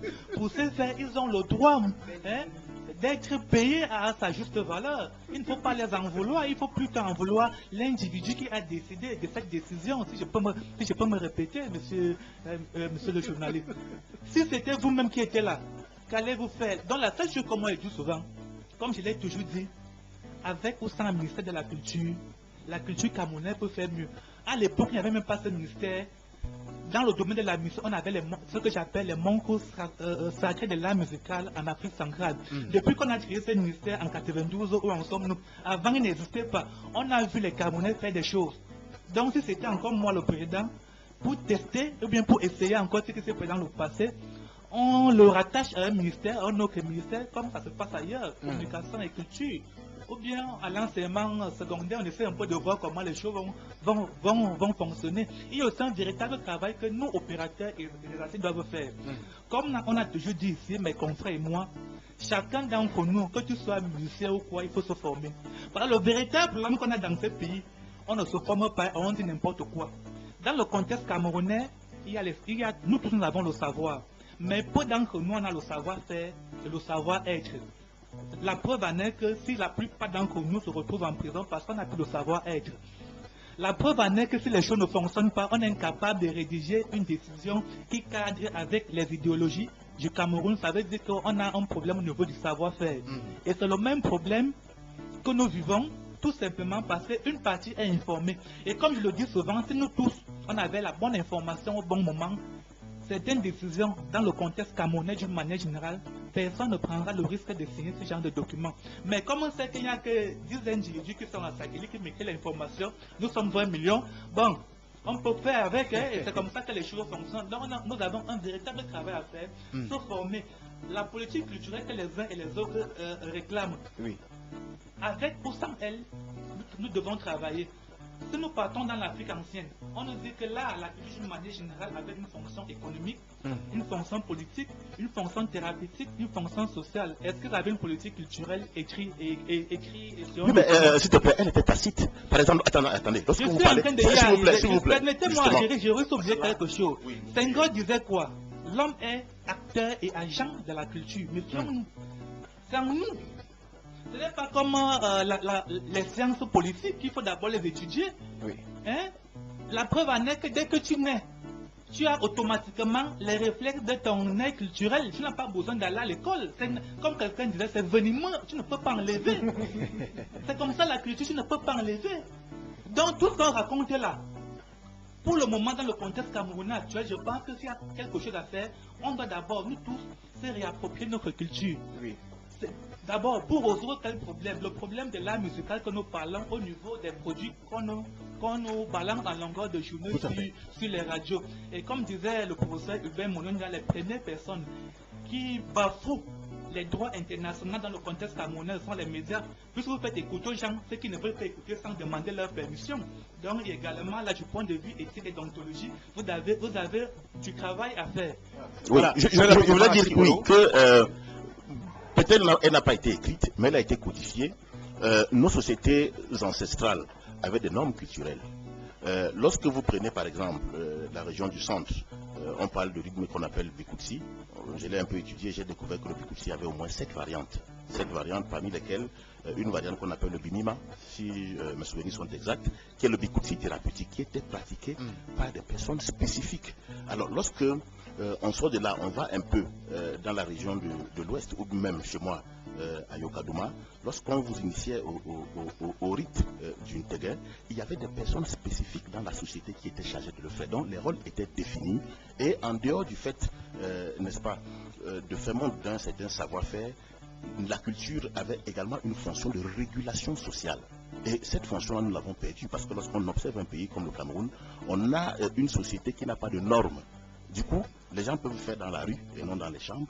Du coup, les gens peuvent raconter n'importe quoi sans que, n'est-ce pas, le politique ne se soucie. Et d'ailleurs, on a comme l'impression que nous avons un régime qui se plaît à entretenir ce désordre parce qu'on ne comprend pas comment, depuis longtemps, on se plaint. Eux-mêmes, ils savent que ça ne va pas. Hier, tout le Cameroun a été dans le noir de 20h30 à 23h, sans que personne n'ait été inquiet. Donc voilà à peu près la situation. Je pense que lorsque je dis qu'il faut recodifier, il faut codifier. Il n'y a pas de société normale qui fonctionne sans règles. Ok, très rapidement, le président David Louis Lobin, en parlant de cette société-là, nous avons également été au courant de ce qu'ils appellent le manuel de procédure. Manuel de procédure, c'est-à-dire un document qui dit comment l'information doit circuler, mais beaucoup plus comment l'argent doit circuler, parce qu'il y a beaucoup de problèmes d'argent. On veut à tout prix éviter les détournements et l'argent circule trop et il faut bloquer tout ça. Bon, bien avant de répondre directement à cette question, permettez-moi de bifurquer dans deux couloirs et commencer par dire ici que, contrairement à ce que certains de mes compatriotes pensent, le fait que la musique camerounaise ne soit pas compétitive n'est pas imputable aux animateurs. Au contraire, moi j'ai des griefs à formuler à ces animateurs, notamment la diffusion tribaliste des musiques. J'écoute régulièrement l'ensemble des animateurs du Cameroun entre 10h et 12h. Je crois que celui qui essaie de sortir du lot s'appelle Martinez Zogo. Je dis dans la programmation musicale, faites cette observation. Et j'ai beaucoup de plaisir à écouter parfois Kiek de Kiki, qui est un très grand présentateur d'émissions, mais qui, dans sa programmation musicale, est éclectique. Je voulais donc faire comprendre aux uns et aux autres ceci. Ce qui est bon, est bon. Nous avons écouté Beko Sadé, nous avons écouté Jibata Dracus, nous avons écouté Ndedi Dibango, nous avons écouté Ndedi Yango, nous avons écouté tel, c'était bon. Je prends par exemple le cas de la RDC. Un pays que je connais particulièrement. À RDC, tous les rythmes ou tous les genres musicaux convergent. Mais là-bas, on garde en estime la rumba. Pourquoi? Parce que la rumba exige d'abord la technique de chant. C'est d'abord de l'art. Ça fait que lorsque un de nos compatriotes, par exemple, Sergio Polo, qui avait été convié en RDC, il est arrivé là-bas pour un grand spectacle. Un soir, il a été invité par les Werason dans des petits travaux, parce que là-bas, les grands artistes ont des petits trucs qu'on va à 500 francs pour animer le groupe. Quand il arrive là-bas, il est assis. On appelle un petit gars là. Chanois, viens prendre le micro. Chanois, pose. Après, on dit qu'il y a notre grand invité, il vient du Cameroun, machin, tu vas si. Mais le gars tremble. Parce que les gars applaudissent, et maintenant, dès que tu prends le micro, qu'est-ce que les Congolais font? C'est la voix, la technique de chant. C'est ce qu'ils recherchent. Hein. Dès que tu as pour le mot, tu as versé 2 fois, le pop, c'est fini. On t'a déjà cassé. Tu vois, donc, cela veut dire que quoi? Dans certains pays, la qualité subsiste ou résiste devant les afflux des rythmes étrangers. Si vous êtes des apatrides, sans référence culturelle, c'est votre problème là-bas. Si les gars comme des Bordeaux, un délinquant comme des Bordeaux, chante un truc, et vient, il dame le pion au totem, comme les Misengos dans notre pays, c'est votre problème. C'est votre problème. Bon, pour revenir à la question du manuel de procédure, mais cela possède encore des stratégies de mise à main sur le butin qui sont élaborées et entretenues par ces hommes sans foi ni loi qui sont condensés autour du ministère des Arts et de la Culture. Et cela nous démontre à souhait que leur ambition n'est non pas de redresser la galaxie culturelle et donc d'élaborer toutes les techniques susceptibles d'impulser l'éclosion et la floraison des artistes, mais davantage de les maintenir dans le joug de l'asservissement, de la promiscuité, de la précarité, en les pressurant au maximum. Voilà donc une preuve tangible de ce que la préoccupation est convergée vers les espèces sonnantes et trébuchantes, et non sur les conditions de vie ou de, d'épanouissement des artistes quand ils veulent élaborer leurs différentes œuvres. C'est la raison pour laquelle nous avons dit que dans les cas, je vous ai dit qu'à l'université, dans les universités en Afrique centrale, en Afrique de l'Ouest, désormais, en matière de sciences politiques, dans les cours de sciences politiques, quand les professeurs agrégés veulent prendre un exemple d'état chiffon, dans lequel un ministre a froissé et dévoyé une décision de justice, on se réfère au Cameroun, notamment le ministère des Arts et de la Culture. Et les Nigériens, les gens de Djibouti, ils sont étonnés que comment est-ce que la justice on dit allez là-bas. Et on nous prend pour des esprits. Nous les Camerounais, à travers le monde, l'image que nous diffusons déjà à cause du ministère des Arts et de la Culture. Oui, alors peut-être ce manière de procédure, est-ce que vous l'avez vu? Peut-être qu'il a parlé sans le voir. Non, ce manuel crée 5 directions. 5. Vous avez des sociétés qui actuellement peinent à payer le loyer. Comment feront-elles pour entretenir 5 directions? Une direction, ça veut dire que vous avez un secrétariat, vous avez des chefs de service, vous avez des chefs de bureau. Mais écoutez, c'est la pure sorcellerie. Bon, déjà, il y a l'avant-projet qui est peut-être la prochaine émission. On parlera bien sûr de l'avant-projet autour du droit d'auteur parce que c'est un projet qui a été finalisé et envoyé au niveau de l'Assemblée. Éric Martial Diomo, même s'il faut rappeler que Lady Ponce s'est mal comporté et ça c'est Marcel Ndoua qui nous a apporté l'information. Qu'est-ce qu'elle a fait de grave?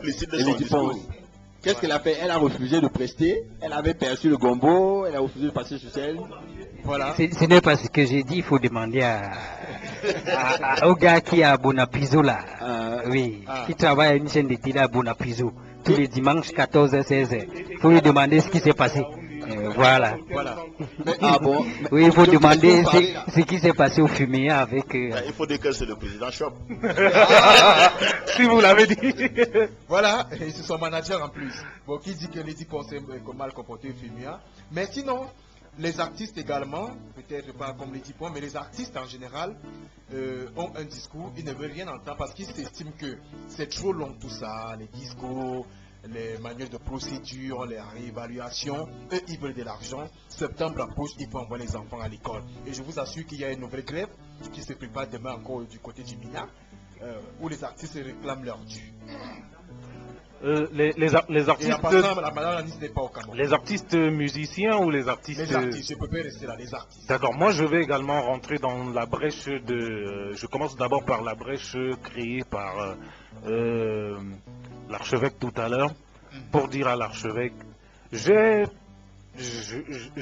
plus ou moins la chance d'être également un animateur radio. Et ce que je sais, très pertinemment, c'est qu'il y a une influence de l'ère géographique dans laquelle vous vous retrouvez. Vous allez sur Douala, vous avez l'influence du Makossa, vous êtes sur Yaoundé, vous aurez automatiquement l'influence du Bikoutsi. Sortez de l'eau. Non, attendez. Même ceux que vous avez cités ne sont pas, pour ma part, des exemples, je vais dire certains, ne sont pas des exemples parce que quand ils jouent, nous connaissons comment ils font, ce qu'ils font pour jouer. Ça, je vous le dis très clairement. Ce qui veut dire quoi? Moi, je prends sur moi sur une radio que l'on appelle Radio Campus. Lorsque tout le monde se permettait de jouer une certaine tanière, encore que je connais bien mieux que certains, la personne qui a commis cette chanson, j'ai pris sur moi de dire, j'ai pris sur moi, s'il vous plaît, j'ai pris sur moi de ne jouer que une chanson qui aujourd'hui s'est avérée en son temps être la chanson de l'année au Cameroun, et qui est une chanson patriotique, en l'occurrence Camer. Donc, je peux dire, et je peux me permettre de dire peut-être aujourd'hui que j'étais avant-gardiste. Cela veut dire quoi? Cela veut dire tout simplement que les animateurs ne sont pas tout à fait ce qu'il y a de plus mauvais. Mais le problème, c'est quoi? C'est que nos animateurs sont influencés par un fait. C'est des gars qui pratiquent énormément des cabarets. Et dans les cabarets, ça boit, ça chantonne, ça fait tout ce que vous connaissez qui peut être parfois en déphasage avec la norme. Et on perd parfois le sens de la raison. Parce que je vais vous prendre quelqu'un d'autre. Vous pouvez le dire, hein.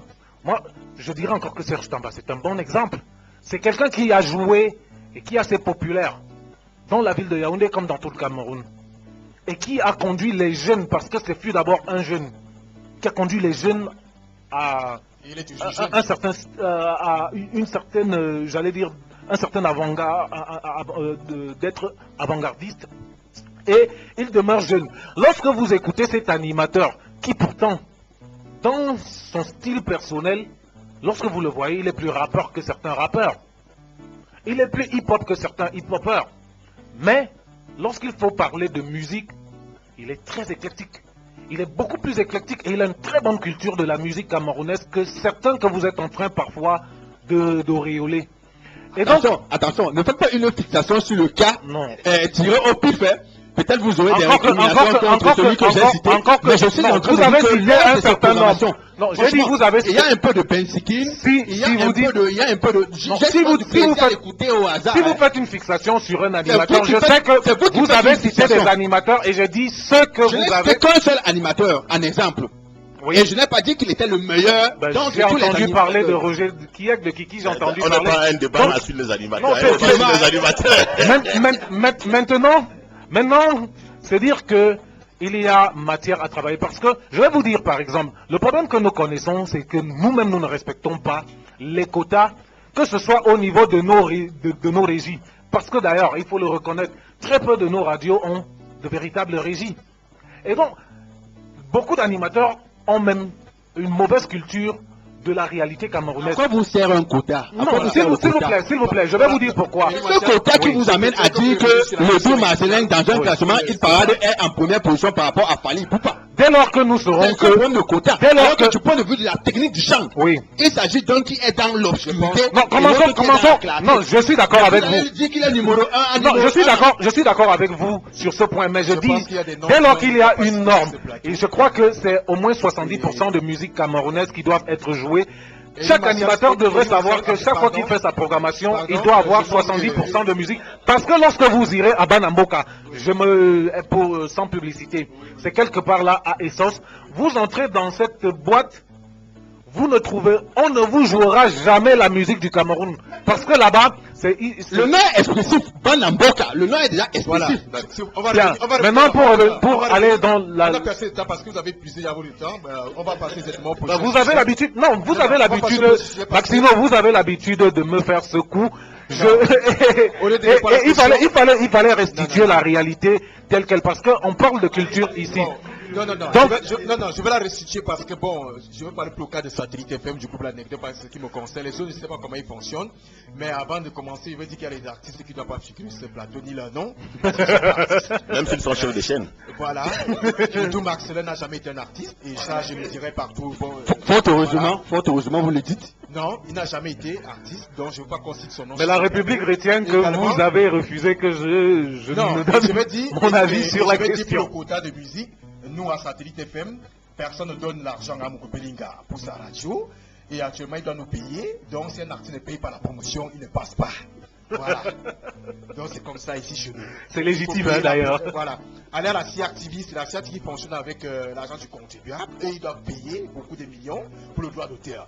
Si je me mets à jouer la musique des chorus Roosevelt ici, la SOCAM viendra m'agresser pour payer les droits d'auteur. Si je joue Anne-Marie Zier, on va m'arrêter de payer les droits d'auteur. Donc, je peux faire jouer Dali Poupa. John Goffey, lui, au moins, il est un artiste chevronné. Hein. Vous le reconnaissez au moins ce talent, Maxino Tchabak. Il faut faire une précision. Maxino, à force de... Le morceau qui fait connaître John Goffey n'est pas chanté par John Goffey. Il est chanté par Petit Prince. Ça, il faut le dire. Voilà, donc Petit Prince. Et le club des princes d'ailleurs. Voilà, l'artiste qui ne paye pas la promotion à Satellite FM ne passe pas. Ça c'est clair. Parce que nous sommes subventionnés par personne. Ok? On fonctionne avec nos propres poches. Allez à la CRTV, c'est la CRTV qui fonctionne. Si Petit Matela paye. Et si j'ai envie de faire payer. Et si j'ai envie de faire payer. Elle a payé la promotion ici, elle a été jouée. Je pense que la promotion est finie et elle ne passe plus. Donc c'est comme ça. Voilà. Finalement, vous avez fait, j'ai même oublié la question et vous avez encore pris beaucoup plus de temps. On va passer au dernier virage parce que bientôt on va finir l'émission. On va passer au dernier virage. C'est que bon, on nous parle maintenant de la création d'un organisme qui sera chargé de percevoir l'argent des artistes. C'est-à-dire, si l'organisme s'appelle Maxino Tchabak, c'est Maxino Tchabak qui prend de l'argent, il va remettre une part à la SCAP. La part de la SOCAM, bon, SOCAM nouvelle, parce qu'on ne sait pas le nom, on peut utiliser SOCAM, remettre la part de la SOCADAP, la part de l'autre. Et maintenant, les autres se contentent de partir à leurs ayants droit. Alors, on se dit quand même que c'est une bonne initiative. Là, au moins, ça va permettre que la CPMC ne bloque plus beaucoup d'argent de son côté, ou encore que X ou Y aille décharger à la place de quelqu'un d'autre. C'est une fiction juridique. Une fiction juridique parce qu'il y a longtemps qu'au ministère de la Culture, on réfléchit sur la création d'un guichet unique. Donc, en réalité, ce n'est pas un projet nouveau. Les gens veulent à tout prix contrôler l'agent du droit d'auteur. Fiction juridique, pourquoi? Parce que cela pose un problème. Pour qu'une société de gestion collective aille percevoir, il faut qu'elle ait ce qu'on appelle un fonds documentaire. Qu'est-ce que le fonds documentaire? C'est l'ensemble des œuvres qui ont été déclarées auprès de cette société. Et les usagers payent pour les œuvres de ce répertoire qu'ils ont exploité. Alors, est-ce que cela signifie qu'on va faire l'obligation aux organismes de gestion collective de remettre le fonds documentaire à cette société de perception? Est-ce que cela signifie? Non, c'est une fiction juridique. Donc, cet organisme, et d'ailleurs je le dis ici, j'ai commencé moi ma propre mobilisation, nous allons nous mobiliser pour qu'elle n'existe pas. Et même s'il faudrait pour cela que la loi soit bloquée. Madame le ministre, si mes informations sont exactes, a tenté un forcing pendant la session de juin, ce n'est pas passé. Je pense qu'il lui reste la session de novembre. Et nous allons tout mettre en œuvre. Je dis bien tout mettre en œuvre pour que cette loi ne passe pas dans l'État. Parce que cette société, comme je le dis, est une fiction juridique. Elle ne saurait exister. Parce que lorsqu'on dit gestion collective, cela voudrait dire quoi? Des artistes ont librement adhéré. Ces artistes qui ont adhéré vous disent, allez percevoir mes droits. Reversez-moi les droits que vous avez perçus. Et vous allez leur expliquer que bon, j'ai tes œuvres ici, mais j'ai demandé à une autre société de percevoir tes droits. Non, ça ne peut pas se faire. Mais est-ce que ce n'est pas tuer l'argent des artistes qui va, puisque ces gens, il va falloir les payer, et c'est tuer l'argent des artistes? J'imagine qu'on va encore dire, bon, on fait moins 20% encore, Parce que c'est le pourcentage qui diminue, président Lobé. Non, en tout cas, dans l'un ou l'autre cas, il s'agit de manœuvres allant dans le sens de l'extorsion des fonds qui devaient être répartis ou rétribués aux artistes. Je voulais dire que ce sont des gens qui sont redoutables quand il faut imaginer des stratagèmes pour détourner des fonds. Alors leur intelligence jaillit dans le sens de ce qui est mauvais. Ce sont des destructeurs efficaces. Très, très, très, très, très efficaces et redoutables. Ce qu'il y a lieu de dire ici, c'est que, en fait, il n'y a pas de problème en soi ou a priori. C'est vrai que quelques compatriotes, que ce soit des juristes, que ce soit des gens qui sont pleinement intégrés dans les complexités liées à la gestion des droits d'auteur, nous rétorquent souvent que oui, il y a des procédures à s'approprier, à connaître, mais fondamentalement, du point de vue de l'homme politique que je suis, il n'y a pas de problème. Si ce n'est une question de bonne foi, aussi simple que cela paraît, c'est-à-dire que quoi? Mettre son énergie au service de la bonne cause, donc de l'amélioration des conditions de vie des artistes. Cela passe par l'érection d'un cadre leur permettant de s'exprimer avec efficacité et efficience, notamment le droit d'auteur, en rappelant aux uns et aux autres que seuls ceux qui auront été productifs, seuls ceux qui auront commis de bons produits, seront ceux-là qui devraient se tourner vers le droit d'auteur. En principe, un musicien, pour maintenir là, puisque depuis nous sommes en train de faire la focalisation sur la musique, alors que j'ai été interpellé par ma fiancée avant-hier. J'achète un journal, il y a une photo là, une page où Awilo Longomba est nu. Et on dit, parons la voix au sida. C'est une photo. Or, la photo, c'est un message. C'était un message qu'on a fait. Alors la petite fille dit, maman, papa, il y a 5 caleçons. La petite dit, comment tu passes tes trucs pour nous comme ça? L'enfant, ouais, toi aussi. Cela démontre donc le niveau de culture. C'est-à-dire que quoi? On a mis de côté les autres pans. L'art plastique, notamment la sculpture.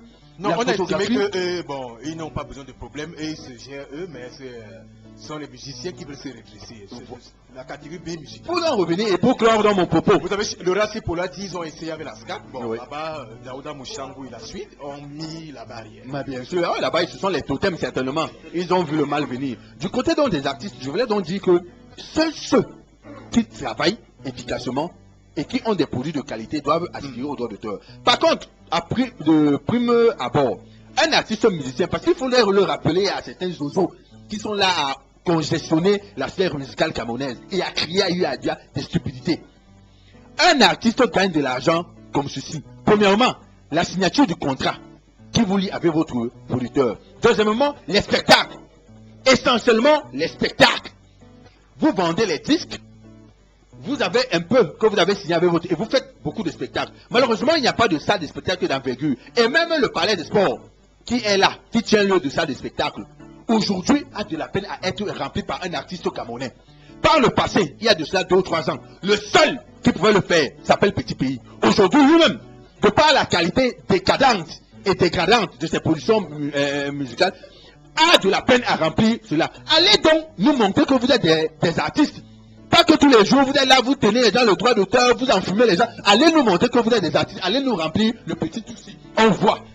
C'est le défi que je lance à tous les gourous là, qui sont là, qu'on appelle tel, il a la radio, il a la société de presser, les CD. Va me remplir le petit palais du machin, on voit. C'est Bordeaux. Regardez ce que... non, c'est pas de Bordeaux. Beno, c'est Beno. Beno, voilà. Les Bénos sont venus remplir, ils ont eu une bande là, il y avait c'est quoi là. Les Bénos sont venus remplir le truc là, non? Hein? Les Bénos sont venus remplir. Leur niveau, c'est le Mateko. Ah, voilà, vous voyez. Mais ils sont là tous les jours. Droit d'auteur. Ils peuvent faire quoi? Nous enfumer avec ces... Dernièrement, encore Petit Pays n'a pas pu remplir Carreau. Ils ne peuvent plus le faire. Ils ne peuvent plus le faire. C'est très grave, voilà. Il ne peut plus le faire parce que quand papa et maman n'est pas là, on va regarder les films interdits. Et quand on a regardé les films interdits, on aura envie de faire. Quand on a envie de faire, on deviendra pala et on s'attendra à quoi dans 2 ans, en 2035, parce que ceux mêmes qui sont les auteurs de 2035 seront déjà décédés. Ah. Mais Marcel Doigt, est-ce que quand on parle de cet organisme qui sera chargé de faire la perception des 4 corporations, mais c'est aussi l'avantage de créer d'autres emplois pour les autres, parce qu'on imagine que l'organisme va recruter. Écoutez un peu, que les percepteurs des sociétés actuelles, qu'est-ce qu'ils vont devenir? Bon, on rappelle que... Bon, vous me... Non, on rappelle que M. Assipou l'a traité un percepteur tout à l'heure d'idiot. Non, ce n'est pas un percepteur, c'est un salopard qui a créé une affaire qu'il appelle ou c'est quoi de soutien aux communautés. On ne sait même pas ce qu'il vient chercher dans le droit d'auteur. J'ai personnellement appelé ce type. Monsieur Assipou, rassurez-nous que c'est un intrus qui fait... J'ai parlé de l'imposture tout à l'heure. Je lui ai expliqué pendant des heures. Il s'est même mis à genoux une fois en disant qu'il ne va plus le faire. Maintenant, comme il pensait que l'affaire des plaques là, c'est une affaire où on ne va pas lui poser des problèmes, mais il a encore commis une grosse aberration en ignorant les principes élémentaires du droit d'auteur, c'est-à-dire que lorsqu'il y a une œuvre de commande, il n'y a pas de perception possible. Et puis encore, Timiévouna s'est rendu compte qu'il mordait sur son terrain parce qu'il perçoit la taxe sur la publicité. Monsieur Assipou, je n'ai pas vocation à poser des questions, mais je veux juste avoir une information. Vous êtes artiste, dans quel champ d'investigation, s'il vous plaît? Je suis illustrateur. Je fais la sérigraphie, bref, dans ce domaine.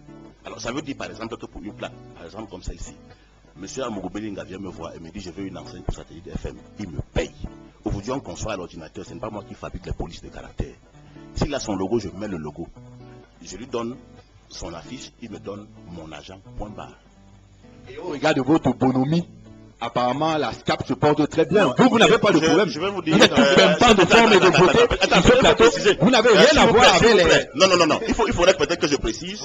J'ai eu la chance depuis 2002 d'être sous contrat avec deux grosses maisons de production. D'abord Cambridge, University Press. Donc je suis l'un des illustrateurs des ouvrages Tétium qui sont au programme en 6e et en 5e. Et j'ai également eu la chance de contacter avec les éditions Lamaton. Aujourd'hui, je suis à 5 illustrations d'ouvrages. Donc, de ce point de vue... Effectivement, je voudrais dire que l'artiste cherche ailleurs. Et les vrais artistes produisent. Ils sont productifs. Ils sont productifs. Ils sont productifs et n'ont pas beaucoup de temps à dépenser dans les droits d'auteur. Voilà, rapidement sur la question, Marcel Ndoa. Est-ce que bon, on imagine qu'il y avait des roublades dans les autres corporations de la perception, mais le moment, l'occasion est donnée quand même pour donner la possibilité aux vrais précepteurs de faire le travail sur le terrain. Mais, parce qu'avant, on a des gens qui mettaient de l'argent dans leur poche, ça il faut le reconnaître. Ah, il faut attendre les résultats. Moi, je ne suis pas sur cette affaire, je reste sceptique. Je reste véritablement sceptique sur ce que vous appelez, empruntez-moi, oui, la perception. La perception. Donc, et puis même s'il te plaît, je vais te dire, il y a ce qu'on appelle dans le droit d'auteur les gros portefeuilles et les petits portefeuilles. Les petits portefeuilles, c'est le commerçant chez qui on prend 15 000 par an. Et je vais vous dire aujourd'hui que l'argent qu'on perçoit auprès ne couvre même pas les frais de possession. Maintenant, il y a les grands portefeuilles que nous voulons capitaliser, que nous souhaitons capitaliser avec l'aide de l'État. Les grands portefeuilles, c'est quoi? C'est la CATV, c'est les brasseries du Cameroun, c'est la copie privée à travers les douanes. La CATV, c'est 350 millions là, on n'a pas besoin d'aller percevoir, ils font un virement.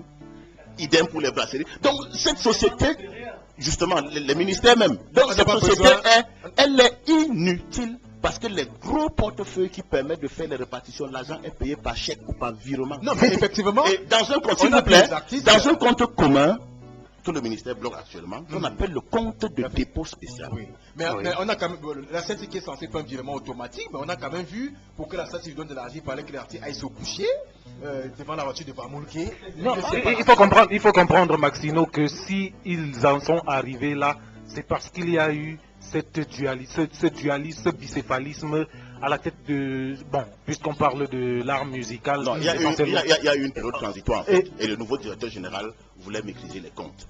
Ce qui est tout à fait normal. Lorsqu'il a maîtrisé les comptes, je peux vous assurer, il a épongé la dette de 2013. C'est ce que je voulais apporter comme supplément d'information. La CATV est propre. De ce point de vue, non, la CATV est propre. Parce que c'est là du contribuable, donc elle a intérêt du propre. Donc, à Tebo Sindé, mais il y a une chose également, vous savez, le comité de normalisation qui avait 6 mois a expiré son mandat. Le comité d'abord ad hoc, c'était 2 mois, et c'est depuis février qu'ils doivent rendre compte, mais toujours pas. Mais semblerait-il, on a quand même fait une enquête là au MINA et on s'est rendu compte que ces gens des comités ad hoc et redressement, ad hoc et normalisation, se sont plutôt retrouvés en train de, comment dirais-je, aider les employés du ministère de la Culture parce qu'il y avait trop d'incompétents. Voilà, des fonctionnaires là-bas, parce qu'il fallait porter secours à certains sujets qui dépassaient déjà les gens de la Culture. Sans fait, Thomas a abandonné son studio à Douala. Makassi. Voilà, on rappelle qu'il n'est plus à Makassi. Voilà. Non, soit également pour eux, ils veulent intégrer les 5% que le président a promis aux fonctionnaires, ces gens du comité d'organisation, puisque beaucoup d'entre eux sont aussi des chômeurs, il faut le reconnaître. Hein, soit des chômeurs. Oui, et des retraités. Donc, s'il y a possibilité bon, également, n'est pas un chômeur, s'il y a possibilité d'intégrer les 5% que le NOM qui a promis aux fonctionnaires camerounais, ce qui n'est pas mauvais pour eux, surtout quand nous sommes dans ce qu'on appelle la jungle. Là où les plus forts dominent sur les plus faibles. Je me rappelle encore quand j'étais à l'école primaire, on nous disait les gros poissons mangent les petits. Et là, c'est la forme active à la forme passante. Les petits poissons ont été mangés par le gros. Ça veut dire qu'il y a beaucoup d'entre eux qui supportent, qui sont à la voie passée. Ça veut dire le verbe subir l'action. Donc, il faut comprendre ces jeunes compatriotes. Moi, je me pose souvent la question. J'ai fait une petite enquête. Pendant ces premiers mois, les 3 premières semaines de congés, vous demandez aux jeunes, quel est le ministère que vous ne sentez pas dehors? Je proposais certains ministères les plus vus, la défense, les finances, tout comme ça, me disait que non, c'est pas cela. Je viens même enseignement de base, affaires sociales, on me dit que non, c'est pas cela. Je dis que mais finalement, c'est quand même c'est le ministère de tout le monde, non même pas le ministère des Arts. Il faut comprendre jusqu'à quel niveau on se trouve. On ne dit plus le ministère des Arts, on identifie le ministère par une personne physique, ce qui est très très grave. Mais sauf que peut-être je vais révéler un secret ici. Récemment encore, la ministre a été devant les députés. Il semblerait-il le service juridique même du MINAC a été incapable de proposer des choses. Il a fallu l'intervention du comité de normalisation pour qu'il y ait quand même des choses à faire. La personne qui occupe ce poste n'est pas juriste. Monsieur, Madame Gouinan n'est pas juriste. Chaque fois, je fais le maximum d'efforts d'écouter tous les membres du gouvernement qui parlent devant la représentation nationale. Et je vous rassure que dans certains ministères sont dans l'incapacité de former la plus simple phrase française, ça veut dire sujet, verbe, complément. La chance qu'ils ont, pour ne pas dire la malchance, que nos députés aussi, beaucoup d'entre eux sont par là. Oui, si c'était comme des loups comme ça allait être très très grave pour eux. Donc vous corroborez que certains responsables du ministère des Arts et de la Culture ont été incapables d'étayer la lanterne.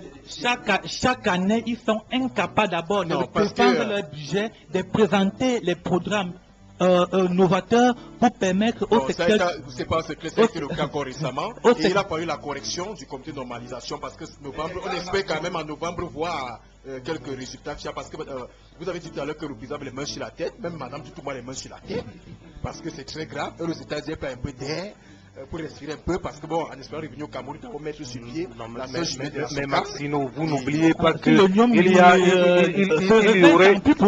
vous n'oubliez pas qu'il y aurait un CV qui est déposé pour postuler quelque part, et donc si on peut avoir davantage de cotes ça et là, surtout lorsqu'on va distinguer un Camerounais que la science a révélé être comme tel illustre. Soyez clair, soyez explicite. Non. Nous ne comprenons pas. Soyez clair. Ok, on va sortir avec le nous savons qu'elle a sollicité un poste à l'UNESCO. Voilà. Ok, on va sortir avec vous parce que nous sommes à la fin de l'émission. Déjà, on vous remercie d'avoir fait le déplacement. Très content de vous avoir cet après-midi. On a eu beaucoup d'éclaircissements avec vous. Et on va dire, une nouvelle grève s'apprête demain du côté du ministère de la Culture parce que les artistes qui sont d'ailleurs des pères de famille et qui se voient aujourd'hui dictés par le MINAC à donner des leçons comment les pères de famille doivent gérer les familles pour les rentrer, ce qui est quand même inconcevable. Mais les artistes, la situation perdue, il n'y a toujours pas de solution. Oui, je dois dire que ça a été un plaisir pour moi de retrouver les studios de Satellite FM. Et je dois également dire qu'aujourd'hui, je suis obligé de me battre pour les autres. Parce que quand je pense que Marcel Volno 2 est couché à Kolonina dans un hôpital, on lui a amputé un pied. Quand je pense que Catherine Minla est tombée dans un puits et qu'elle n'a pas d'argent pour se soigner, quand je pense que Blandine Fouman, qui n'a jamais fonctionné, Blandine Fouman, il lui faut chaque semaine 5 000 francs pour la dialyse et qu'elle est parfois obligée de m'appeler, écoutez, ça me fait mal. Ça me fait mal et je suis obligé de me mobiliser. Aujourd'hui, il y avait réunion, je n'ai pas encore eu de coup de fil, peut-être la réunion n'est pas achevée, nous attendons. Si ce soir, ils n'ont pas décidé de libérer l'argent des artistes, demain, nous tenons notre grande réunion et au terme de cette grande réunion, nous décidons de quand nous déclenchons un autre mouvement qui, cette fois-ci, va nous porter d'abord devant le Premier ministère et nous allons faire une marche symbolique vers la présidence de la République où nous allons déposer notre mémorandum. Ok, Ateba Sidé, un dernier mot. Oui, c'est toujours un plaisir culturel pour moi de rencontrer toutes ces grandes personnes qui sont là pour défendre énergiquement, surtout sans intérêt, le bienfait de ce que nos grands-pères nous ont légué, qu'on peut appeler aujourd'hui culture. Et je profite de l'occasion pour dire aux uns et les autres, comme disait quelqu'un, le temps est proche, il faut faire vite. Nous avons signé des accords, évitons que le produit culturel camerounais soit inondé, noyé, soit effacé. Donc nous avons une lourde responsabilité maintenant à travailler ensemble avec le gouvernement et les autres acteurs du domaine culturel. Ok, merci beaucoup, Président. Et on espère que mercredi prochain, nous serons toujours ensemble. Oui, j'ai eu beaucoup de plaisir à partager ce plateau avec des citoyens qui diffusent la parole républicaine. Je serai là, si prête à Dieu. Ok, et bien de courage aussi à Joali Tokaram qui était avec nous cet après-midi, à qui nous souhaitons également beaucoup de courage parce que c'est un monde de crocodiles, de requins, le monde de l'art musical, d'ailleurs qui est en train d'être redressé par Sang Fantoma. Bon, un acapella quand même, bon, pour quand même donner plus d'air à ceux qui redressent la musique au Cameroun. Au fait, excusez-moi, j'aimerais dire à tous nos auditeurs, à tous les auditeurs de Satellite FM que Joalito n'est pas là pour pervertir la jeunesse camerounaise. Le titre le nie, c'est pour conscientiser, pour apporter un plus pour l'émergence de notre pays. Au fait, j'ai utilisé la satire et de l'ironie pour pouvoir fustiger les mots qui minent notre société, corruption, détournement de fonds, irresponsabilité, gabégie. J'aimerais dire à tout cela que ce n'est pas parce que les enfants ils chantent ça, ils fredonnent de façon banale. Il y a un message, soyez scotchés, écoutez bien le morceau, vous allez percevoir le message. Joalito, c'est un jeune étudiant à l'université de Yaoundé 1, il n'est pas là pour rendre des gens par là, ou il n'est pas là pour embrouiller la jeunesse camerounaise. Ok, a cappella pour montrer à Sang Fantoma que non, toi tu es déjà réussi. Que tu viens en force. Je suis ministre de la République. J'ai les pioles, les cylindrés, les grosses cabriolets. Manger le fric, pour ça il ne faut pas douter. Même si les perviers me tech, j'ai déjà scène mes dos en baigne. Et mes mouna school déjà avec les watts. De quoi rester peinard dans ma kamankondengi. Mbomwe tomblem. Si ça te vexe, tu n'as qu'à l'école niais. Assez ego col niais. Si ça te vexe, go col niais. Assez ego. Si Satellite FM te vexe, go col niais. Si Maximo te vexe, go col niais. Merci. Ok, merci beaucoup. Merci Joali Toka, merci aussi à ton mentor qui t'accompagne. Marcel Ndoa, merci beaucoup Eric Martial Diomo, merci aussi à toute la grosse équipe de Point Focal, la plus grande messe culturelle dans ta radio, Valentin Boyomé était la mise en nom des parfaits, Balamessi à la régie d'antenne, Roméo Sylviambida assurer la coordination, l'épouse Bana, chef des chaînes, était à la supervision générale autour, sous le haut patronage du président directeur Jean-Pierre Amoureux Belinga. Point Focal, une conception de parfait haïtien de Maxino Tchabak, c'est mon nom, on se retrouve donc mercredi prochain, même heure, même fréquent, mais là, portez-vous bien et sachez-le, un jour la culture vaincra.